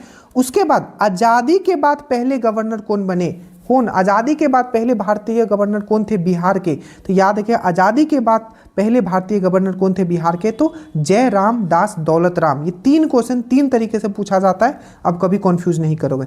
एक और क्वेश्चन पूछा जाता है कि बिहार और उड़ीसा के पहले लेफ्टिनेंट गवर्नर कौन थे, तो लेफ्टिनेंट गवर्नर पूछा जाता है कि बिहार और उड़ीसा के, तो चार्ल्स स्टुअर्ट थे, ये चीज़ आपको याद रखना है, ठीक है। एक क्वेश्चन पूछा गया था कि गोल्डन लीग कब फॉर्म हुआ था, तो याद रखिएगा गोल्डन लीग कब फॉर्म हुआ था, तो 1904 में देवघर में हुआ था। कब हुआ था, 1904 में देवघर में हुआ था, और ब्रिटिश वस्तुओं के बहिष्कार और स्वदेशी आंदोलन को बढ़ावा देने के लिए किया गया था। तो डायरेक्टली याद रखना है गोल्डन लीग कब हुआ, 1904 में हुआ, देवघर में हुआ, और एम इसका क्या था, तो विदेशी वस्तुओं का बहिष्कार और स्वदेशी आंदोलन को बढ़ावा देने के लिए किया गया था, ठीक है। एक है कि रामकृष्ण मिशन सोसाइटी 1906 में पूछा गया था कि रामकृष्ण मिशन सोसाइटी जो 1906 में फॉर्म हुआ है किसके द्वारा किया गया था, पटना में। तो रामकृष्ण मिशन सोसाइटी जो कि 1906 में हुआ, ठीक है, पटना में, ये बाबा ठाकुर दास के द्वारा ये फॉर्म किया गया था। यही अगर हम लोग नेशनल लेवल पे देखें कि रामकृष्ण मिशन किसके द्वारा फॉर्म किया गया था, तो आपको याद रखना है कि रामकृष्ण मिशन जो फॉर्म किया गया था ये स्वामी विवेकानंद के द्वारा किया गया था 1897 में कोलकाता में। तो अंतर समझ के रखिएगा, ठीक है। अब 3 में पत्रिका के बारे में बता रहा हूं जो बार बार पूछा जाता है। सबसे पहला कि बिहार का, मैंने क्या बोला कि बिहार का पहला अंग्रेजी अखबार कौन सा था, तो द बिहार हेराल्ड। क्या था, द बिहार हेराल्ड, जो कि 1872 में गुरु प्रसाद सेन द्वारा ये शुरू किया गया था। तो बिहार का पहला अंग्रेजी अखबार जो क्या था, तो ये था द बिहार हेराल्ड, ठीक है, जो कि 1872 में गुरु प्रसाद सेन द्वारा ये किया गया था। ये चीज़ आपको याद रखना है।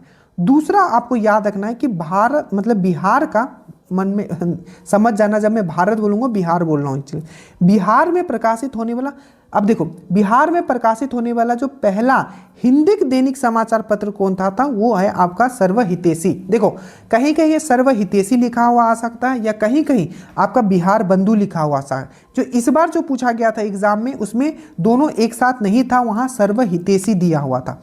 तो याद रखना, द बिहार हेरल्ड 1872 पहला अंग्रेजी पेपर, पहला हिंदी आपको याद रखना है वीकली जो आता था, ठीक है, ये दैनिक था, ठीक है, डेली आता था, ठीक है। तो उस वो नहीं पूछा गया, पूछा ही गया था कि पहला हिंदी पेपर कौन सा था बिहार में, तो सर्वहितैषी या आपका याद रखना है बिहार बंधु। याद रखना ये तीनों, बिहार हेरल्ड, आपका सर्वहितैषी और बिहार बंधु, ठीक है।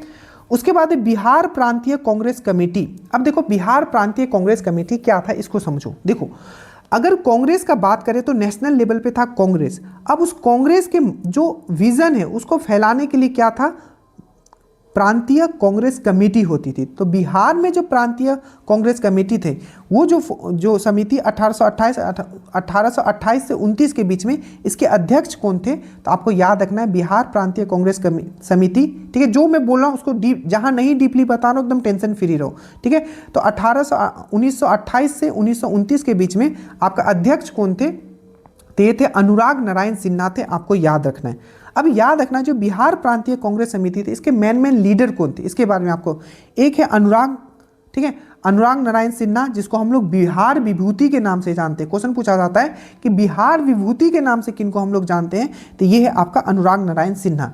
नेक्स्ट आपको पूछा जाता है इसके और कौन थे, मतलब ये बिहार कांग्रेस जो प्रांतीय कमेटी था कांग्रेस का, इसमें और कौन थे, एक तो अनुराग नारायण सिन्हा, दूसरा राजेंद्र प्रसाद। बहुत इंपॉर्टेंट, आपको पता है अंतरिम सरकार फॉर्मेशन होता है 2 सितंबर 1947 को अंतरिम सरकार फॉर्म होता है। तो क्वेश्चन पूछा जाता है अंतरिम सरकार में इनको कौन सा डिपार्टमेंट दिया गया था, तो याद रखिएगा फूड एंड एग्रीकल्चर, खाद्य और कृषि इनका डिपार्टमेंट दिया गया था, पहला क्वेश्चन, ठीक है। इनको याद रखिएगा देश रत्न और अजात शत्रु के नाम से किनको जाना जाता है, तो देश रत्न और अजात शत्रु के नाम से किनको जाना जाता है, तो इन्हीं को जाना जाता है, याद रखिएगा। इन्होंने एक बुक लिखा था इंडिया डिवाइडेड। इंडिया डिवाइडेड किसने लिखा, राजेंद्र प्रसाद ने लिखा, ठीक है। और किसने कहा था कि जो लॉर्ड मिंटो सेकेंड है, ठीक है, तो जो मिंटो सेकेंड है उसको पाकिस्तान का जन्मदाता कहा था, तो किसने कहा था, तो राजेंद्र प्रसाद ने कहा था। और 1906 में, अच्छे से याद रखिएगा, 1906 में बिहार, ठीक है, बिहार स्टूडेंट कॉन्फ्रेंस, ठीक है, बिहार स्टूडेंट कॉन्फ्रेंस का स्थापना किसने किया था, तो ये भी आपका राजेंद्र प्रसाद ने किया था। ये वही राजेंद्र प्रसाद हैं जो कि आपका संविधान सभा जो था, कॉन्स्टिट्यूएंट असेंबली जो था, उसमें इनको प्रेसिडेंट, परमानेंट जो प्रेसिडेंट बनाया जाता है ये वही है, ठीक है। एटलीस्ट यहाँ भी इतना याद रखें। इसके बाद इसका जो बिहार कांग्रेस प्रांतीय कमेटी के और ये हो गए, अनुराग नारायण सिन्हा हो गए, राजेंद्र प्रसाद हो गए, इसमें एक और पर्सन थे जिनका नाम है श्री कृष्ण सिंह। याद रखिएगा बिहार के पहले सीएम कौन थे, तो श्री कृष्ण सिंह। नेक्स्ट क्वेश्चन पूछा जाता है कि बिहार केसरी किसको कहा जाता है, तो श्री कृष्ण सिंह। याद रखिएगा 1922 में, याद रखिएगा एक होगा किसान सभा, एक होगा बिहार प्रांतीय किसान सभा और एक होगा राष्ट्रीय प्रांतीय किसान सभा। तो एक क्वेश्चन पूछा जाता है कि 1922 में जो किसान सभा बना था मुंगेर में, उसके संस्थापक कौन थे, तो 1922 का जो किसान सभा बना था आपका मुंगेर में, उसके जो संस्थापक थे ऑलरेडी आपके एग्जाम में आ चुका है, वो है आपका मोहम्मद जुबेर और याद रखिएगा श्री कृष्ण सिंह। अच्छे से याद रखिएगा। याद रखिएगा जो सत्याग्रह बोले ना आपका इंडिविजुअल सत्याग्रह, व्यक्तिगत सत्याग्रह, तो जैसे कि नेशनल लेवल पे हम लोग देखते हैं कि पहला व्यक्तिगत सत्याग्रही किसको माना जाता है, तो विनोबा भावे को, दूसरा किसको माना जाता है, तो जवाहरलाल नेहरू को, और तीसरा किसको माना जाता है, तो ब्रह्मदत्त को। याद रखिएगा बिहार में पहले सत्याग्रही कौन बने थे, व्यक्तिगत सत्याग्रही जो कि उन्होंने पटना से स्टार्ट किया था 1940 में, तो याद रखिएगा वो थे आपके श्री कृष्ण सिंह। इन्होंने स्वराज दल का, बहुत इंपॉर्टेंट, जैसे स्वराज पार्टी बना था, कब बना था, 1 जनवरी 1927, तो बिहार में स्वराज दल का स्थापना किसने किया था, तो आपको याद रखना है स्वराज दल का जो स्थापना किया था वो श्री कृष्ण सिंह ने ही किया था। अब यहाँ कांग्रेस का बात चला है, 3 ऐसे समिट जो आपका बिहार में हुआ था, मतलब कांग्रेस का अलग अलग सेशन होता था, तो 3 ऐसा सेशन था, ठीक है, जो कि बिहार में हुआ था। पहला, और इसका याद भी रखना है कितने नंबर का था, तो पहला जो था ये 27वां नंबर का था, ठीक है। तो पूछा जाएगा कि पहला कांग्रेस सेशन जो बिहार में हुआ था वो कब हुआ था, तो आपको याद रखना है वो पटना के बांकीपुर में हुआ था। और कब हुआ था, तो 27वां नंबर का सेशन था ये 1912 में हुआ था और इसके चेयरमैन या प्रेसिडेंट कौन थे? RN मधोलकर। दूसरी बार कब हुआ? 10 इसमें ऐड कर देना, 1922 में हुआ, ये गया में हुआ। ठीक है, गया में हुआ और इसके आपके कौन थे? आपके प्रेसिडेंट CR दास, चित्तरंजन दास, अच्छे से याद रखिएगा, चित्तरंजन दास। ठीक है, याद रखिएगा इन्होंने एक बुक लिखा था इंडिया फॉर इंडियंस। ठीक है, इंडिया फॉर इंडियंस, तो ये बुक किसने लिखा है? चित्तरंजन दास ने। और एक क्वेश्चन इनसे और पूछा जाता है, जो असहयोग आंदोलन था तो उसका प्रस्ताव किसके द्वारा लाया गया था? तो असहयोग आंदोलन जो है ये भी याद रखिएगा, ये कहाँ इसका प्रस्ताव पास हुआ था? तो नागपुर में पास हुआ था। नागपुर का कांग्रेस का जो सेशन था, स्पेशल सेशन 1920 में हुआ था नागपुर में। ठीक है, जिसके जो प्रेसिडेंट थे इसके प्रेसिडेंट कौन थे? इसके प्रेसिडेंट कौन थे? एक मिनट, इसके जो प्रेसिडेंट, सही तो बोल रहा हूँ शायद, वी राघवाचार्य। ठीक है, तो 1920 का जो सेशन हुआ था नागपुर में हुआ था, वी राघवाचार्य यहाँ के प्रेसिडेंट थे। अच्छे से याद रखिएगा 1920 वाला सेशन। और यहाँ जो प्रस्ताव लाया गया था नॉन कॉपरेशन मूवमेंट का, ठीक है, असहयोग आंदोलन का जो प्रस्ताव लाया गया था ये इनके द्वारा ही लाया गया था। ठीक है, अच्छे से याद रहेगा, याद रखिएगा। तो ये 1922, 1940 वाला याद रखिएगा, ये कहाँ हुआ था? तो रामगढ़ में हुआ था। मौलाना अबुल कलाम आज़ाद जो थे इसके चेयरमैन थे।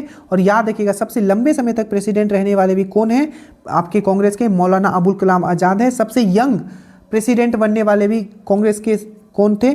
कांग्रेस के सेशन के प्रेसिडेंट सबसे यंग, सबसे लंबे समय तक भी यही रहे थे। सबसे कम उम्र में भी बनने वाले यही थे। 1923 वाला जो दिल्ली का सेशन हुआ था उसमें भी यही थे सबसे कम उम्र में। ठीक है, तो ये 3 सेशन, 1912 आपका पटना बांकीपुर, 1922 गया आपका चित्तरंजन दास और 1940 ये 3 सेशन जो हुआ था बिहार में हुआ था, रामगढ़ अब आपका झारखंड में है। ये चीज़ आपको याद रखना है। ठीक है, तो ये चीज़ आप समझ गए हो।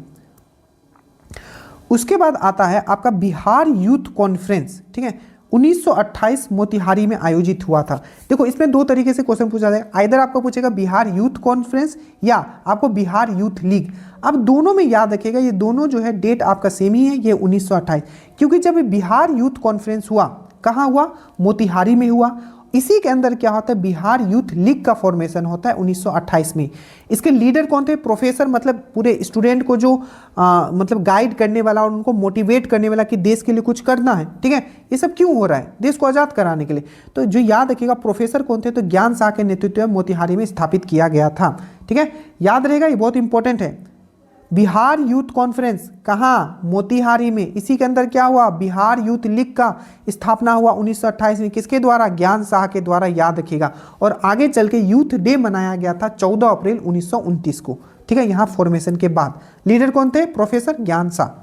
स्वराज दल के बारे में मैंने बताया कि 1 जनवरी 1927 को क्या होता है? स्वराज पार्टी का फॉर्मेशन होता है चित्तरंजन दास और मोतीलाल नेहरू के द्वारा। तो उसी का एक पार्ट क्या होता है आपका बिहार में जो स्वराज दल 1923 में जो फॉर्म किया गया था श्री कृष्ण के नेतृत्व में हुआ था। ठीक है, अब हम लोग बात करते हैं बिहार प्रांतीय किसान। देखो किसान, देखो 2 चीज़ याद रखना। ठीक है, 2 चीज़ आपको याद रखना है यहाँ। ठीक है, क्या क्या 2 चीज़ आपको याद रखना है? देखो 2 नेता के बारे में आपको याद रखना है। पहला सहजानंद सरस्वती। ठीक है, सहजानंद सरस्वती। और एक है आपका विद्यानंद। क्या है? एक है सहजानंद सरस्वती और एक है आपका विद्यानंद, स्वामी विद्यानंद। तो ये जो स्वामी विद्यानंद है, क्वेश्चन पूछा गया था 1919, ये कब? नॉन कॉपरेशन मूवमेंट के समय, मतलब असहयोग आंदोलन के समय 1919 में जो किसानों के लिए जो विद्रोह हुआ था, किसके अगेंस्ट में?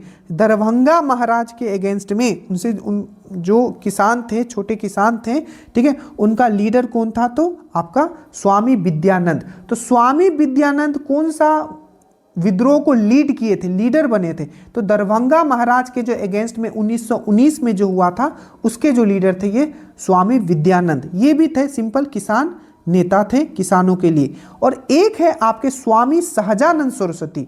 इनको माना जाता है कि भारत में किसान आंदोलन के जनक कौन है? तो स्वामी सहजानंद सरस्वती।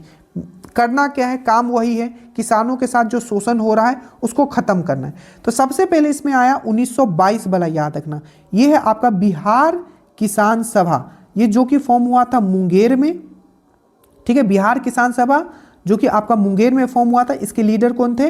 तो आपके श्री कृष्ण सिंह थे प्लस आपके मोहम्मद जुबैर थे। ठीक है, ये बिहार किसान सभा है। फिर से 1927 में क्या होता है आपका? क्या होता है? पटना किसान सभा, पटना जिला किसान सभा के नाम से होता है, पटना जिला किसान सभा के नाम से एक ऑर्गेनाइजेशन फॉर्म होता है, पटना जिला किसान सभा। ठीक है, ये किसके द्वारा? तो शाहजानंद सरस्वती। बट इससे ज़्यादा इंपॉर्टेंट है 1929 वाला, जो कि आपका सोनपुर में होता है, अच्छे से याद रखना। तो बिहार प्रांतीय किसान सभा कब फॉर्म हुआ? तो 1929 में हुआ, अच्छे से याद रखना। सोनपुर मेला, सोनपुर जो होता है सोनपुर में हुआ। ठीक है, विधिवत रूप से। और किसके द्वारा किया गया? तो शाहजानंद सरस्वती के द्वारा किया। पटना जिला किसान सभा इससे पहले हुआ था, वो भी शाहजानंद सरस्वती। और उसके बाद आपको याद रखना है, आगे आप पढ़ोगे 1900 अखिल भारतीय किसान सभा। ठीक है, अखिल भारतीय किसान सभा जो कि आपका कब फॉर्म होता है? तो 1936 में आपका अखिल भारतीय किसान सभा जो ये फॉर्म होता है। ठीक है, कहाँ होता है अखिल भारतीय किसान सभा? तो ये लखनऊ में होता है। कहाँ होता है? लखनऊ में होता है अखिल भारतीय किसान सभा। आपको अच्छे से याद रखना कहाँ होता है? लखनऊ में होता है। जिसके आपके चेयरमैन कौन होते हैं? तो आपके यही बनते हैं प्रेसिडेंट, चेयरमैन आपके शाहजानंद सरस्वती। और उसका जो आपका सेक्रेटरी बनाया जाता है वो NG रंगा को बनाया जाता है। वो भी चीज़ आपको याद रखना है। तो पूरा का पूरा किसान वाला क्लियर हो गया। स्वामी विद्यानंद कौन थे? स्वामी शाहजानंद सरस्वती कौन थे? किसान सभा मोहम्मद जुबेर से कैसे रिलेटेड है? श्री कृष्ण से, तो वही है। अब देखो 1927 में पटना जिला किसान सभा के रूप में स्वामी शाहजानंद सरस्वती ने बिहटा पटना में स्थानीय जमींदारों से के शोषण के खिलाफ स्थापना किया। ठीक है, 1929 में बिहार प्रांतीय किसान सभा के रूप में विकसित हुई। स्वामी शाहजानंद को भारत में किसान आंदोलन का जनक कहा जाता है। अब ये एक याद रखना, जो ये किसान सभा जो पूरे अलग अलग प्रांतों में बिहार में अलग अलग एरिया में फैलाना है, तो उसके लिए बहुत सारे नेता और स्वामी शाहजानंद सरस्वती से जुड़े थे। उसमें एक जो है जिनका नाम है राहुल संकृत्यायन। ठीक है, तो राहुल संकृत्यायन याद रखिएगा। इनसे एक और अंबारी सत्याग्रह, तो पूछा जाता है कि अंबारी सत्याग्रह जो कि 1939 में हुआ था। ठीक है, ये किसके द्वारा लीड किया गया था? जमींदारों के शोषण के खिलाफ। तो याद रखिएगा राहुल संकृत्यायन ने बिहार के सारण जिले में जमींदारों के शोषण किराया और जबरन श्रम के लिए आपका खिलाफ 1930। सिंपल ये है कि ये भी एक किसान, मतलब कह सकते हो कि ये भी एक किसानों के लिए काम करते थे, किसानी लीडर थे आप कह सकते हो। ठीक है, और इन्होंने किसान सभा जो शाहजानंद सरस्वती के द्वारा ये किया गया तो काफ़ी दूर तक ले गए। तो उसी में से इन्होंने एक आंदोलन उसी को आगे लेके अंबारी आंदोलन किया था। ठीक है, जो कि कहाँ हुआ था? तो राहुल सारण जिले में हुआ था, जो कि 1939 में हुआ था। ठीक है, एक पत्रिका है जिसका नाम है हुंकार। क्या पत्रिका नाम है? तो पत्रिका का नाम है हुंकार। तो ये पत्रिका का नाम है हुंकार। तो ये किसके द्वारा प्रकाशित किया गया है? तो याद रखिएगा हुंकार पत्रिका जो है ये किसके द्वारा प्रकाशित किया गया है? तो याद रखिएगा शाहजानंद सरस्वती के द्वारा ही प्रकाशित किया गया है।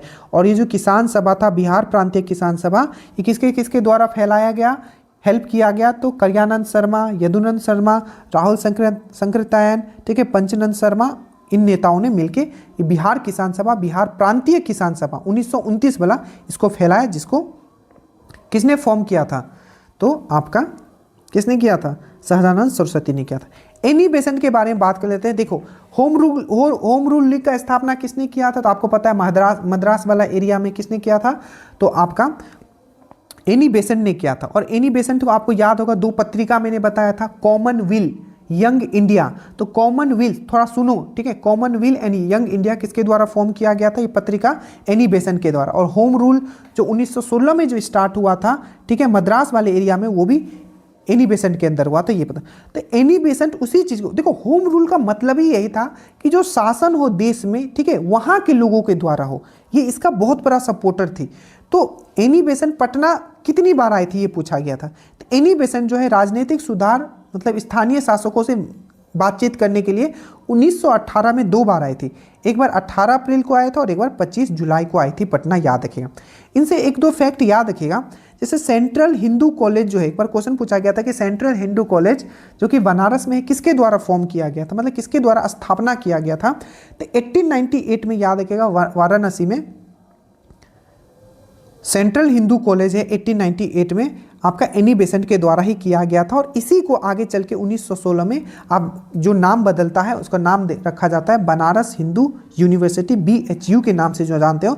इसी को पहले सेंट्रल हिंदू कॉलेज के नाम से जाना जाता था, जो एनी बेसेंट के द्वारा स्थापना किया गया था।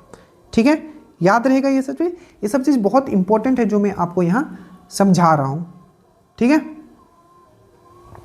अब देखिए, अब आते हैं हम लोग चंपारण सत्याग्रह। सबसे पहले क्वेश्चन पूछा जाता है कि चंपारण सत्याग्रह का नेता कौन था, इसको लीड कौन किया था? तो चंपारण सत्याग्रह सबसे पहले याद रखना 1917 में हुआ, ठीक है। और इसके नेता कौन थे? महात्मा गांधी थे। पूछा जाएगा कि महात्मा गांधी का पहला सत्याग्रह भारत में, महात्मा गांधी का पहला सत्याग्रह भारत में लिखा हो तब, तो बिहार, तो याद रखना कहाँ हुआ था? तो जो चंपारण सत्याग्रह था वो महात्मा गांधी का पहला सत्याग्रह था आपका बिहार में, और पहला आपका ये सिविल डिसोबीडियंस मूवमेंट भी था, ठीक है। क्या था आपका? तो पूछा जाए कि महात्मा गांधी का पहला सत्याग्रह, तो आपको याद रखना है इंडिया में वो चंपारण सत्याग्रह था, ठीक है। पहला सिविल डिसोबीडियंस मूवमेंट, ये भी पूछा गया है, पहला सिविल डिसोबीडियंस मूवमेंट, ये भी बीपीएससी में पूछा गया, तो वो कौन सा था? तो ये सत्याग्रह, पहला सत्याग्रह जो चंपारण सत्याग्रह था, यही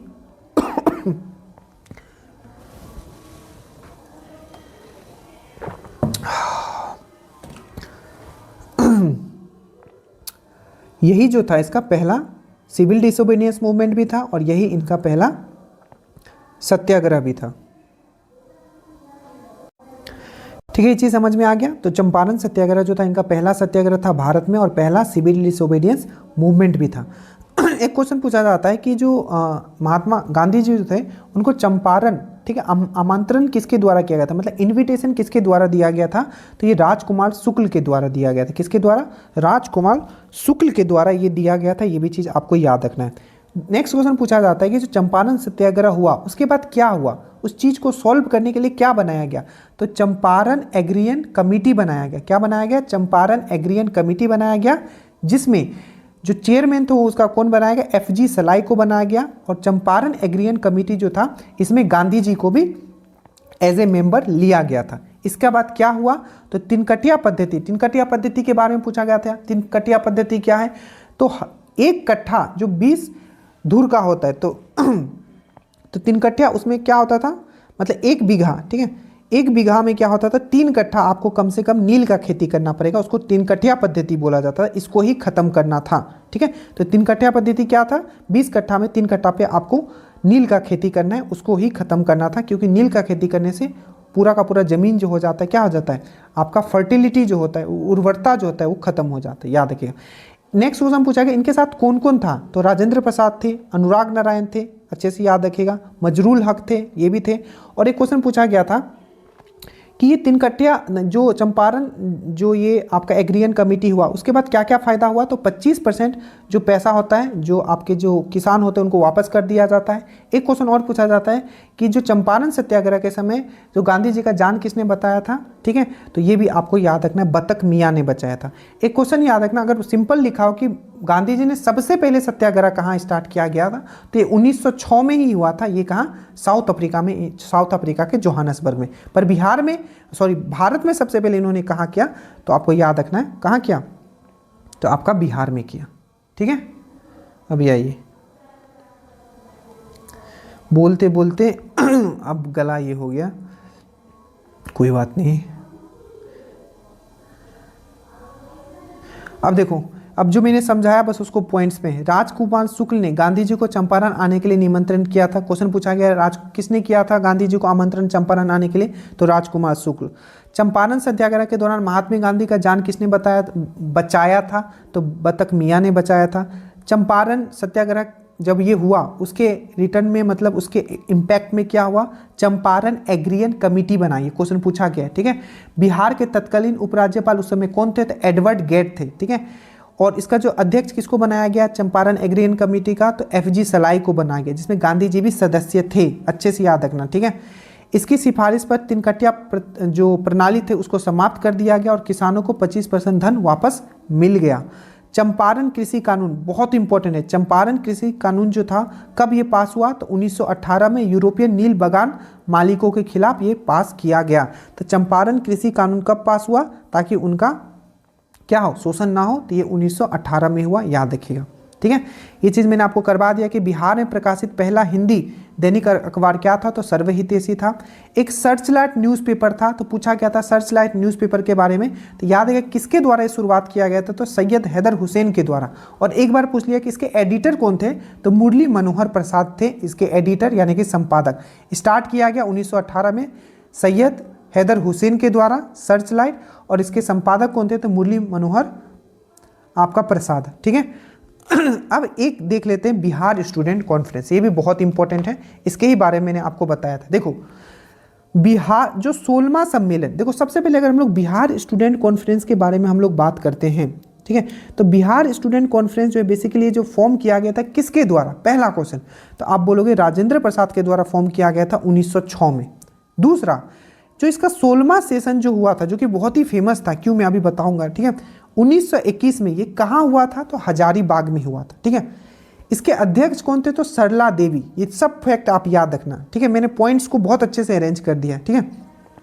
अभी जो 1921 में इसमें एक और चीज हो रहा है, क्या ये असहयोग आंदोलन का समय है, इसी समय गांधी जी आपका बिहार में है, इसी समय 1921 में क्या होता है, क्योंकि जो ये आपका बिहार स्टूडेंट कॉन्फ्रेंस हो रहा है हजारीबाग में, जिसमें सरला देवी क्या है कि अध्यक्ष है, ये बहुत सपोर्ट कर रहा है, बहुत ही पुश कर रहा है किसको, असहयोग आंदोलन को हेल्प कर रहा है आगे बढ़ाने में।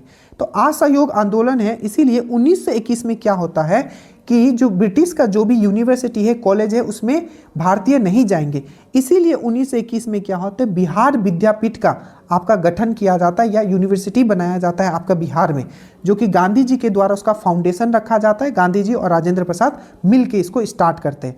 और जो इसका जो आपका लैंड दिया जाता है, ठीक है, बिहार विद्यापीठ बनाने के लिए वो जो लैंड दिया जाता है वो दिया जाता है मौलाना मजरुल हक के द्वारा। तो ये सब चीज़ आपको याद रखना है बिहार स्टूडेंट कॉन्फ्रेंस से रिलेटेड, ठीक है। अब यहाँ बात चला है मौलाना मजरुल हक के बारे में, याद रखिएगा 2 पॉइंट इनसे। इन्होंने एक पत्रिका निकाला था द मदरलैंड, क्वेश्चन पूछा जाता है दी मदरलैंड पत्रिका किसके द्वारा निकाला गया था, इसके संपादक कौन थे, तो आपको याद रखना है आपका मौलाना आपका मजरुल हक। दूसरा क्वेश्चन पूछा जाता है कि आपका बिहटा आपने सुना होगा पटना, तो वहाँ सदाकत आश्रम बनाया गया, तो वही सदाकत आश्रम से दी मदरलैंड ये लॉन्च किए थे, ठीक है, वहीं से पब्लिश करते थे। तो ये सदाकत आश्रम किसके द्वारा आपका ये बनाया गया था 1921 में, ये सब कब हो रहा है, इसी समय 1921 के समय में हो रहा है, ठीक है, याद रखिएगा। उसके बाद अंसुलिन समिति, क्या मैंने बोला, अंसुलिन समिति की पटना शाखा, ठीक है। तो क्वेश्चन ये पूछा गया था कि अंसुलिन समिति का जो पटना शाखा था जो 1913 में जो फॉर्म हुआ पटना में, ठीक है, उसके आपके लीडर कौन थे, तो आपको याद रखना है ये जो किसके द्वारा मतलब स्थापना किया गया था अंसुलिन समिति का बिहार में, तो ये सचिंद्र नाथ सान्याल, बहुत इंपॉर्टेंट है। इनका एक बुक का नाम भी याद रखिएगा, बंदी जीवन, तो बंदी जीवन किसने लिखा है, तो सचिंद्र नाथ सान्याल ने आपका लिखा है, ये चीज़ आपको अच्छे से याद रखना है। व्यक्तिगत सत्याग्रह मैंने आपको पहले ही बता दिया कि बिहार में पहले व्यक्तिगत सत्याग्रह कौन थे, तो श्री कृष्ण थे, दूसरे कौन थे, बिहार विभूति अनुराग नारायण थे, ठीक है। और यही व्यक्तिगत सत्याग्रह, ठीक है, एक बार पूछ लिया था कि सिल्वा, ठीक है, सिल्वा से किसने नेतृत्व किया, तो बिहार का जो सिल्वा है वहां से किसने नेतृत्व किया था, तो सिल्वा से श्याम, तो सिल्वा से श्याम नारायण सिंह, याद रखना, ठीक है। एक बुक आया था देसार कथा, तो ये जो देसार कथा है बेसिकली, ठीक है, किसके द्वारा लिखा गया था, जो कि 1904 में लिखी गई थी, तो सखाराम गणेश के द्वारा, याद रखिएगा, डायरेक्ट याद रखना है, ठीक है। महात्मा गांधी एंड बिहार सम रेमिनी, ये इंग्लिश में है, ये हिंदी में लिखा हुआ है बट ये वर्ड इंग्लिश में था, Mahatma Gandhi and Bihar some reminiscences, ठीक है। तो ये बुक किसके द्वारा लिखा गया है, तो डॉक्टर राजेंद्र प्रसाद के द्वारा, इंडिया डिवाइडेड भी इनके द्वारा लिखा गया है। अब हम समझते हैं एक बहुत इंपॉर्टेंट पॉइंट आता है बिहार सोशलिस्ट पार्टी, ठीक है, और बिहार कांग्रेस सोशलिस्ट पार्टी, इसमें क्या अंतर है। देखो सबसे पहले हम लोग बात करते हैं, तो बिहार सोशलिस्ट पार्टी जो है ये फॉर्म किया गया था, क्यों, तो जो सोशलिस्ट आइडिया है, ठीक है, जो सोशलिस्ट आइडिया है उसको फैलाने के लिए।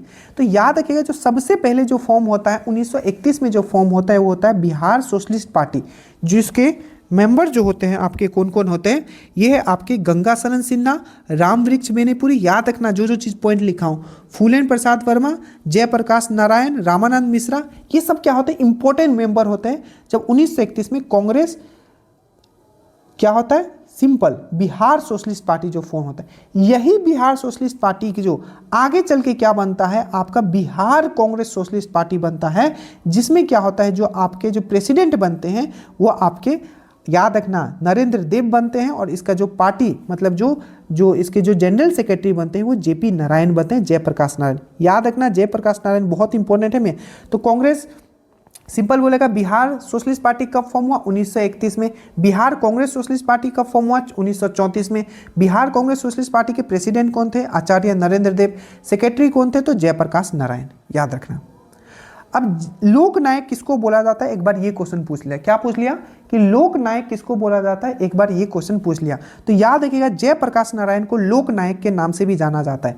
जननायक किसको जाना जाता है, तो कर्पूरी ठाकुर को जननायक के नाम से जाना जाता है। लोकनायक जयप्रकाश नारायण के, लोकनायक जयप्रकाश नारायण, जननायक कर्पूरी ठाकुर, आपको अच्छे से याद रखना है। अब जयप्रकाश नारायण को याद रखिएगा, क्वेश्चन पूछा गया था इनको भारत रत्न कब मिला, तो याद रखिएगा मरणों उपरांत, क्योंकि इनका जो देहांत हो जाता है ये मैं अभी बताऊंगा 8 अक्टूबर 1979 को हो जाता है। तो मरणों उपरांत इनको क्या दिया गया था, भारत रत्न दिया गया था। कब दिया गया था, 1999 में दिया गया था। अब देखो पहला क्वेश्चन, आजाद दस्ता 1942 जब होता है, आपका क्या चल रहा होता है, आपका भारत छोड़ो आंदोलन चल रहा होता है। तो आजाद दस्ता का फॉर्मेशन कौन करता है, जयप्रकाश नारायण। लोकनायक के नाम से किनको जाना जाता है, जयप्रकाश नारायण। दल विहीन राजनीति मतलब पार्टी लेस पॉलिटिक्स का समर्थन किसने किया था, जयप्रकाश नारायण। सर्वोदय का समर्थन किसने किया था, जयप्रकाश नारायण। ठीक है, भारत रत्न इनको कब मिला, तो 1999 में मरणों उपरांत। इनको जब आपको पता है ऑपरेशन जीरो आवर, याद करो ऑपरेशन जीरो आवर किससे रिलेटेड है, तो ऑपरेशन जीरो आवर जो रिलेटेड है वो आपका भारत छोड़ो आंदोलन से रिलेटेड है। तो उस समय इनको कहाँ, कौन से जेल में रखा गया था, तो हजारीबाग जेल में, पहला क्वेश्चन। दूसरा क्वेश्चन पूछ लिया कि कब वहां से भाग निकले थे, किस दिन, तो दिवाली के दिन भाग निकले थे। इनका जन्म कब हुआ था, 11 अक्टूबर 1902 को हुआ था। ठीक है, और इनका देहांत कब हुआ था, तो 8 अक्टूबर 1979 को हुआ था। संपूर्ण क्रांति जो ये नारा दिया गया था, संपूर्ण क्रांति, गांधी, ये आपका जो इंदिरा गांधी के अगेंस्ट में किसने चलाया था, संपूर्ण क्रांति, जो आपका पटना, जो आपका गांधी मैदान से स्टार्ट किया गया था जून 5, 1974 को। इसके लीडर कौन थे, तो आपके यही थे, याद रखिएगा। ठीक है, तो कुछ पॉइंट है जो इनसे याद रखना है। एक क्वेश्चन पूछा जाता है कि पटना लॉन जो है, ठीक है, जैसे कि आप ये गांधी मैदान आप नाम जानते हो, इसका पहले वाला नाम क्या था, तो पटना लॉन के नाम से जाना जाता था। तो पटना लॉन का नाम गांधी मैदान कब कर दिया गया, भारत की स्वतंत्रता के अवसर पर यह कर दिया गया, याद रखिएगा। ठीक है, पहला जो मंत्रिमंडल बना था 1937 में, इसको मैंने अच्छे से समझाया भी था अगर आपको याद हो किसी तो ये देखो जब 1937 में पहला मंत्रिमंडल बना, ठीक है, तो कृष्ण सिंह को पूरा का पूरा ये मिला, ठीक है, कि वो सरकार बना सकते हैं। पर श्री कृष्ण ने उस समय सरकार नहीं बनाते, सरकार जो बनाया जाता है मोहम्मद यूनिस के द्वारा। ठीक है, बट आगे चल के फिर से क्या होता है, मोहम्मद यूनिस के मतलब ये अपना साबित कर देते हैं कि ये लीडर बनने लायक हैं। ठीक है, मेनली क्या होता है ना, देखो श्री कृष्ण को क्या मौका मिलता है, पर श्री कृष्ण ये बोलते हैं कि हमको कोई इंटरफेयर नहीं चाहिए किसी भी गवर्नर का बीच में, पर उन लोग बोलते हैं हमको इंटरफेयर करना पड़ेगा। ठीक है, तब ये नहीं बनाते हैं और मोहम्मद यूनिस बनाते हैं, और बट बाद में फिर से क्या होता है, श्री कृष्ण सिंह बना लेते हैं और पहले ये सीएम यही बनते हैं, याद रखिएगा। तो पहले सीएम बिहार के कौन थे, आपको ये याद रखिएगा, पहले मोहम्मद यूनिस बनाते हैं बट बाद में परमानेंट यही सीएम बनते हैं, याद रखिएगा। डॉक्टर राजेंद्र प्रसाद ने लॉर्ड मिंटो को पाकिस्तान का जन्मदाता कहा था, ये मैंने बता दिया। अलीवर्दी खान ने क्वेश्चन पूछा था कि 1733 में बिहार के जो नए सूबेदार उपराज्यपाल किनको नियुक्त किया गया था, तो अलीवर्दी खान को। क्यों याद करो, क्योंकि याद करो कि आगे एक क्वेश्चन मैंने आपको बताया था बैटल ऑफ गिरिया, तो बैटल ऑफ गिरिया किसके बीच में होता है, सरफराज के बीच में और अलीवर्दी खान के बीच में होता है। ठीक है, ये अलीवर्दी खान कौन है, याद आया, ठीक है, नाना है किसका, अरे सिराजुद्दौला का। ठीक है, तो 1740 में कौन सा एक बैटल होता है, ठीक है, लड़ाई होता है, बैटल ऑफ गिरिया, किसके बीच में, सरफराज और आपका अलीवर्दी खान के बीच में, जिसमें कि 1740 में ये सरफराज को मार देता है। मैंने बताया था मुंगेर किसान सभा कब फॉर्म हुआ था, 1922-10 में, मोहम्मद जुबैर और श्री कृष्ण के द्वारा ये किया गया था। ठीक है, अब कुछ इंपॉर्टेंट है और हमें करना पड़ेगा। देखो अब यहाँ जो भी डेट वाला है एकदम ध्यान से एकदम रट लेना, हर बार पूछा गया। एक बार पूछा गया था कि ब्रिटिश जब बिहार पे शासन कर रहे थे उस समय सबसे पहला कॉलेज कौन सा फॉर्म किया गया था, तो पटना कॉलेज। एक बार पूछ लिया कि पटना कॉलेज का स्थापना कब किया गया था, तो पटना कॉलेज का 1863 में। उसी तरीके से पटना वुमेंस कॉलेज का स्थापना कब किया गया, बहुत बार क्वेश्चन पूछे, जितने मैंने अब घुमा के पूछेगा मैंने उसको अरेंज कर दिया। पटना वुमेंस कॉलेज का 1940 में, ठीक है, sister of the apostle Carmel के द्वारा किया गया था, याद रखिएगा, Patna women's college. Patna science college 1927, Patna medical college 1925, ठीक है, 1925 ये और वो 1927। पटना उच्च न्यायालय 1916। ठीक है, अब यहाँ देखिए एक है कि बिहार विधानसभा में आरक्षित सीट, देखो बिहार विधानसभा में टोटल सीट कितना है, तो ये है 243। बट याद रखना क्वेश्चन पूछा गया था, ये बहुत कम लोग किए होंगे, कि जब राज्य पुनर्गठन आयोग आया था, ठीक है, 1956 में उन्होंने अपना एक्ट भी बनाया था, राज्य पुनर्गठन आयोग, ठीक है, 1953 में आया था, और एक्ट जो था, अधिनियम जो था 1956 में आया था। तो राज्य पुनर्गठन आयोग जो आया था उसके सिफारिश पे विधानसभा की सीट कितना था बिहार में, आई थिंक मैंने इसको किया भी है, 318, याद रखना ये, ठीक है, ये याद रखना। राज्य पुनर्गठन आयोग के बाद बिहार विधानसभा में जो राज्य पुनर्गठन आयोग था उसके सिफारिश पे कितना विधानसभा का सीट था बिहार में, तो 318 था, याद रखिए। बाद में परिसीमन कमीशन आता है, उसके बाद ये सब कम कम होता है, ठीक है। अभी याद रखना बिहार विधानसभा में कितना सीट है, 243 है, विधान परिषद में कितना है, 75 है, लोकसभा में 40 और आपका राज्यसभा में 16। तो ये जो विधानसभा है उसमें अनुसूचित जाति के लिए मतलब एससी के लिए कितना रिजर्व है, 38 है, और एसटी के लिए कितना है, 2 है। अच्छे से आप याद रखिएगा, ठीक है। एक क्वेश्चन पूछा गया था, जब पहला प्रेसिडेंट रूल कब लगा था, ये करवा चुके हैं 1968 में, ये क्वेश्चन पूछा गया। दूसरी बार पूछ लिया कि जब 1968 में पहला प्रेसिडेंट रूल लगा, ठीक है, तो उस समय गवर्नर कौन था, तो नित्यानंद कानूंगो, ठीक है। जितना भी पॉइंट्स मैं बता रहा हूँ इसको आपको बहुत अच्छे से लिख के भी आपको इसी के पीछे लगाया जाएगा और आपको फिर बल्ले बल्ले हो जाएगा, ठीक है। एक क्वेश्चन ये भी पूछा जाता है कि बिहार ने, ठीक है, किस वर्ष 50% आरक्षण, ठीक है, सियोर कर दिया महिलाओं के लिए पंचायती राज में, तो 2006 में। याद रखना बिहार पहला ऐसा राज्य था जिसने 2006 में 50% आरक्षण जो है कंफर्म कर दिया महिलाओं को, ठीक है, आपका पंचायती राज में, और बिहार पहला ऐसा राज्य था 2006 में ये करने वाला 50% आरक्षण महिलाओं के लिए पंचायती राज में। बिहार शब्द का अर्थ क्या होता है, तो देखो बिहार जो है बेसिकली विहार से बना है, विहार, ये विहार की जगह बिहार हो गया, ठीक है, बाद में। तो विहार जो शब्द है ये बौद्ध मठ से।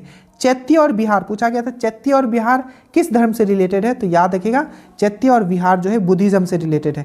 3 कट्ठा प्रणाली, ये मैंने आपको समझा दिया, 3/20, 3 कट्ठा प्रणाली क्या था, अगर 20 कट्ठा खेत है तो उसमें 3 कट्ठा पे आपको नील का खेती करना पड़ेगा। बिहार में किसान नेता कौन थे, मैंने बता दिया, एक थे आपके बिहार में किसने, ठीक है, महात्मा गांधी के साथ किसान आंदोलन का नेतृत्व किया था, राजकुमार शुक्ल, इन्होंने इनवाइट किया था। और एक बार ये भी क्वेश्चन पूछा गया, पता नहीं क्वेश्चन हमने लिखा तो था कि बिहार में किसान नेता कौन कौन थे, तो स्वामी सहजानंद सरस्वती और विद्यानंद, स्वामी विद्यानंद, दोनों याद रखना, दोनों के बारे में मैंने बताया। स्वतंत्रता के बाद बिहार के प्रथम राज्यपाल जयराम दौलत राम। संविधान सभा में बिहार के सदस्य कौन कौन थे, बहुत इंपॉर्टेंट है, सच्चिदानंद सिन्हा, डॉक्टर राजेंद्र प्रसाद, अनुराग नारायण सिन्हा, जगजीवन राम और श्याम नंदन। अरे संविधान सभा में पता है ना टोटल कितने लोग थे, तुमको याद है कि भूल गए, ठीक है, बताया था मैंने, आई थिंक टोटल 36 लोग जो थे वो आपके कहाँ से थे, जो संविधान सभा जो बना था, ठीक है, उसमें कितने लोग थे जो आपके बिहार के थे, तो टोटल आपको याद रखना है 36 लोग थे बिहार के थे, जिसमें A.N. सिन्हा का नाम भी याद रखना, ये क्वेश्चन पूछा गया था, A.N. सिन्हा, ये वही मतलब अनुराग नारायण सिन्हा हो गया, यहाँ लिखा है हुआ, अनुराग नारायण सिन्हा, डॉक्टर राजेंद्र प्रसाद, सच्चिदानंद सिन्हा, जगजीवन राम। याद रखना जगजीवन राम को जो अंतरिम सरकार बना था 2 सितंबर 1947 में, इनको कौन सा कार्यभार दिया गया था, तो लेबर मिनिस्ट्री दिया गया था, ये भी क्वेश्चन पूछा गया था, ठीक है। उसके बाद रामविलास पासवान का राजनीतिक सफर कौन से पार्टी से स्टार्ट हुआ था, तो संयुक्त सोशलिस्ट पार्टी के सदस्य के रूप में, ये उस समय करंट का था इसलिए उनका देहांत हो गया था इसलिए। अब कुछ और याद करो, पटना सचिवालय गोलीकांड कब हुआ था, 11 अगस्त 1942, कब हुआ था, 11 अगस्त 1942 हुआ था, जिसमें 7 स्टूडेंट की हत्या कर दी जाती है। ये भारतीय फ्लैग जो है फहराने जाते हैं, तो क्वेश्चन ये याद रखना है, पटना सचिवालय गोलीकांड 11 अगस्त 1942, 7 स्टूडेंट को हत्या कर दिया जाता है। उस समय जो डिस्ट्रिक्ट मजिस्ट्रेट होता है वो W.G. आर्चर होता है। बिहार ह्यूमन राइट कमीशन का फॉर्मेशन कब हुआ, 3 जनवरी 2000 को, ये सब पूछा गया है। गोलघर का स्थापना कब किया गया, 1786 में जॉन गर्स्टिन के द्वारा किया गया था। दूसरा टाइगर रिजर्व हमारा कहाँ बनना है, तो कैमूर में बनना है। पटना डिवीजन में कुल कितने जिले हैं, ये सब मैं करवा चुका हूँ, 6 जिले हैं, आपको पता होगा, ठीक है। वैशाली, देखो जो शिलालेख मिले हैं आपका किसका शिलालेख, अशोक का जो शिलालेख मिला है वैशाली और नंदगढ़ से, वो किस भाषा में लिखा गया है, तो याद रखना प्राकृत भाषा में, ठीक है। उद्यान, याद रखना पाटलिपुत्र शहर का स्थापना किसने किया था, तो हरियंग डायनेस्टी का राजा था उदयन ने किया था, ठीक है। अनिमेष लोचन चैत्य पूछा गया था, अनिमेष लोचन चैत्य कहाँ है, तो ये गया में है। पूर्णिया जिले में, ठीक है, पूर्णिया जिले में जलालगढ़ किला, आपको पूछा जाएगा कि जलालगढ़ किला, ये पूछा गया था, तो कुछ में हर BSSC हो, बिहार दरोगा, BPSC सब मैंने क्वेश्चंस डाल दिया है, ठीक है। तो जलालगढ़ किला कहाँ है, तो ये पूर्णिया में, याद रखिएगा। और राज्य पुनर्गठन के सिफारिश पर बिहार विधानसभा में कुल कितने सीट थे उस समय, 318 थे। कोलबर पुल कोलवर पुल आपने सुना होगा, जिसको अब्दुल बारी पुल भी कहा जाता है। ये किस नदी पे है? तो सोन नदी पे है। और सोन नदी गंगा से कहाँ मिलती है? तो मानेर पटना में मिलती है। नीतीश पहली बार सीएम कब बने थे? तो 2005 में बने थे। Bihar industrial area development authority act कब पास हुआ था? 1974 में हुआ था। एक है बसकुंड डैम, डैम मतलब बांध, तो बसकुंड डैम कहाँ है? डैम कहाँ है? तो ये लखीसराय में, ये पूछा गया इसलिए लिख रहा हूँ। मंदार पर्वत आपको पता होगा बांका में है, ठीक है। कौन सा ऐसा लैंग्वेज है बिहार का जिसका जिक्र जो है संविधान में है? तो वो है आपका मैथिली। आपको पता है जो आपका 92 अमेंडमेंट जो हुआ था 2003 में, आपका मैथिली जोड़ा गया है। तो संविधान में मैथिली के बारे में बताया गया है 8वां अनुसूची में। गंगा नदी पर कौन सा पुल है? तो जेपी पुल। ऐसा पूछा था कि जेपी पुल किस नदी पे है? तो गंगा नदी पे है, ये पूछा गया था, ठीक है। ये सब जितने पॉइंट्स थे मैंने आपको बता दिए। कुछ पॉइंट्स और है, देख लेता है, नहीं तो अगर हमने कवर कर लिया तो फिर हम लोग देखने की हमें ज़रूरत नहीं पड़ेगी, ठीक है। चलिए कुछ पॉइंट्स उसको हम लोग देख लेते हैं एक बार। इसको मैं ओके, आप कुछ पॉइंट्स प्लीज़ देखिएगा क्योंकि बहुत ही इंपॉर्टेंट है।